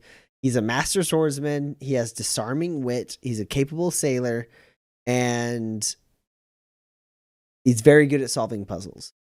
So to me, it sounds like Braun again. If he has to be a master swordsman, disarming wit could be either know-how or Moxie, but it feels like Moxie. I think it's Moxie, because my recollection of this dude in the game that I played is that like he doesn't look competent until you see the things that he accomplishes. And so like I think he's got a lot of blend down that right side of the tree. Nice. And then the capable sailor, if he has to be a capable sailor, give him vigilance, give him some talents that do with boats, and he can knock that out. I'm just remembering some of the very, very early talents that had to do with boats. Yeah, it was a mess. It was a shit show. Sea Dog. And then finally, from Argotlam, we have what would be the kind of largest ball of twine style roadside attraction that one might see traveling the Badlands. Oh yeah, I think we've actually seen one. Sorry, before we get to Roman's much more entertaining one, I think we have actually seen one. Like Little Rock is like absolutely a roadside attraction. Yeah, it's a 1 foot cube of pyrithium, which weighs 25,000 pounds. I don't know exactly what it is. It's something more entertaining than the world's largest ball of twine, but it's the world's largest something that there's like signs in front of it. It's something like big and eye-catching that gets people to stop by. And there's always somebody standing there looking at it. And when you stop by and take a look, like, wow, this is really interesting, that person says, yeah, this town's got a lot of interesting stuff. In fact, the carnival just rolled in town. And really what it is, it's a ploy from the carnival. It's like totally fake, and they like collapse it and take it with them and set it up by the road so that this guy can lead people to the carnival wherever they go. I love that so much. It's fucking canon now. There's a carnival that does that 100%. I love it. See, where I thought you were going with it was there's always a guy standing there, and when you walk up to him, he says, "You freed me from my curse. This is high behind." That's not canon, no. It's like the Weird Wednesdays idea. I do have one for that, and that's probably like the world's largest bag of spice. Oh wow! It's a nice spice. It's such a Good. nice spice. The Munson Farm silo has been rebuilt to look like a big bag of spice. I love it. Which is that's also great wonderful. because it's too far out of the way, which all roadside attractions are. Nice. Love that. Yeah, I don't know. I feel like there was some. I've lost it. You had too many good ideas. Yeah, no, there's stuff like that. I love the fact that the carnival would do stuff like that. And there's definitely settlements that make, like, there's not a lot of tourism on Manifest because there's not a lot of people who travel around a lot on Manifest because traveling on Manifest is fucking hard. But Oh, what's the town that Tick is mayor of? Red Post. Yeah, you can go see the town, the Badlands town that has streetlights. Yeah. Yeah, the great electric town, Red Post. Yeah. Red Post, one of the most technologically advanced settlements. Looks like it's like Tinker settled down and became mayor. Yeah, it's a slice of Iron Harbor in the Badlands. Yeah, for sure. Oh, I remember what it was. Dan, I'm surprised you didn't come up with this. You didn't say this yourself. And if it was out of a self-discipline and not just like making a bunch of silly jokes that we had made a long time ago, I respect that. But a while back, Dan came up with the idea of, I think it was maybe a carnival salesman who was selling a stinkless skunk ape. a stinkless skunk ape, which was just a skunk ape who had been like shaved and thoroughly like washed so that he came across as stinkless because he had been cleaned, he had no hair, there was no stink hanging on him, and was really well trained, so he didn't just like spit out the glands. And so this like Dan was like, what if I made this con artist who sold skinkless skunk apes? And I was like, how? And the great stinkless ape. I don't know if there's a way to have it be a permanent fixture, but I love the idea that there's like a rumor of someone who bred a stinkless ape, which is actually just a skunk ape that's been shaven and washed a bunch. Yeah, he went like really deep in the paint with that. He asked me, he's like, how do you make a skunk ape not smell? And I was like, I guess it's like these like 20 things. He's like, let's talk more about those 20 things. Well, because I had the thought of like, what if I made like a Wrangler character with an animal companion and he had a skunk ape? Like, what would you have to do to make that work? And as it turned out, it was way too much, but it was not too much for a con man trying to make a quick buck. I love it. I love it so much. All right. There was one more Argit-Lam question. I don't know if you saw. Oh, what was it? It was in the Twitch. Argit-Lam asked, "Is there a tonic that regenerates shine?" Oh, there's not. And I'm curious about that too. Yeah, there's not. Dan said the second part of my sentence. In the core rulebook of Manifest the RPG, there are no tonics that recover shine. End of sentence. But in these bootlegs I'm selling around the back of the booth at cons. I love the idea of you just like giving out slips of paper that like are signed, like forge my signature, and it's like, this is good at your table. I'm an executive. Maybe I should sign that shit myself. You can get the Milan edition where on the inside the back cover it's just new tonic. What do you want your tonic to do? Give me an extra $10. I'll write a new rule in the back cover of your player's handbook. Honestly, if you see us at cons, me and Roman will do this. They will do that. They so will, and I can't stop them. There's no way. All right. I think we're good. We don't have any other questions. I think we're done for the evening. Well, last week we went extremely late, which meant there was no one left to raid. I'm excited because I think tonight what we're gonna do is we are gonna raid a channel that rated us. It was our first raid. It gave us the taste. We're gonna raid Ink and Liar. I actually don't. Oh, it looks like they're playing the Malifaux RPG, Through the Breach. Oh. So before we do that, Carnaxis did ask in the chat, any cons in the future. Oh, absolutely. That's super on our table.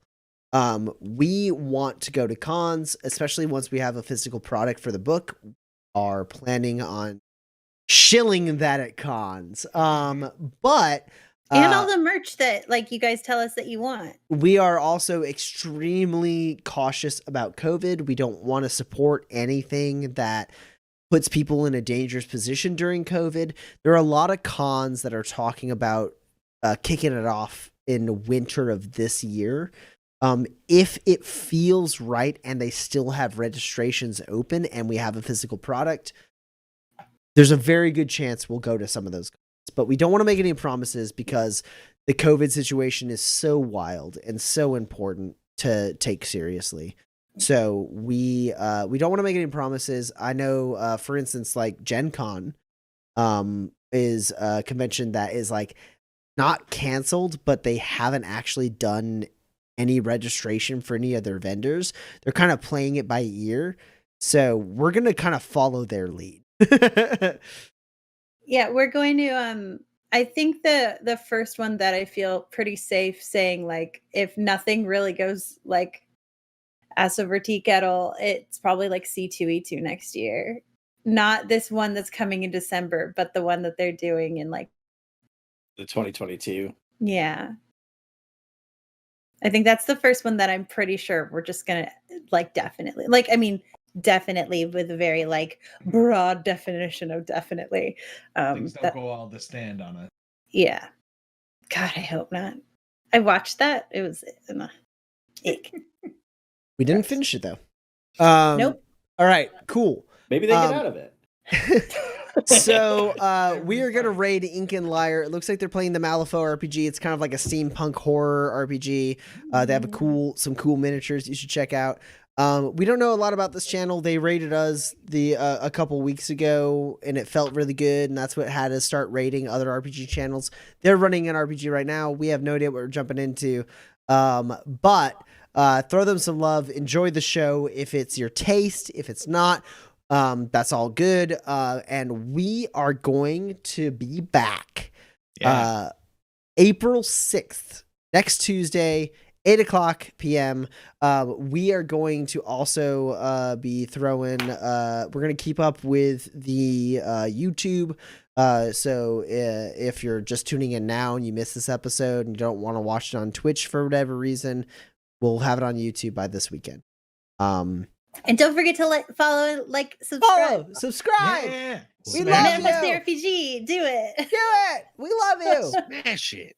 Smash it. All right. We're done for tonight. Thank you all so much. We love you all so much. We hope you had a good time watching because we had a good time playing. Let's go raid Ink and Liar.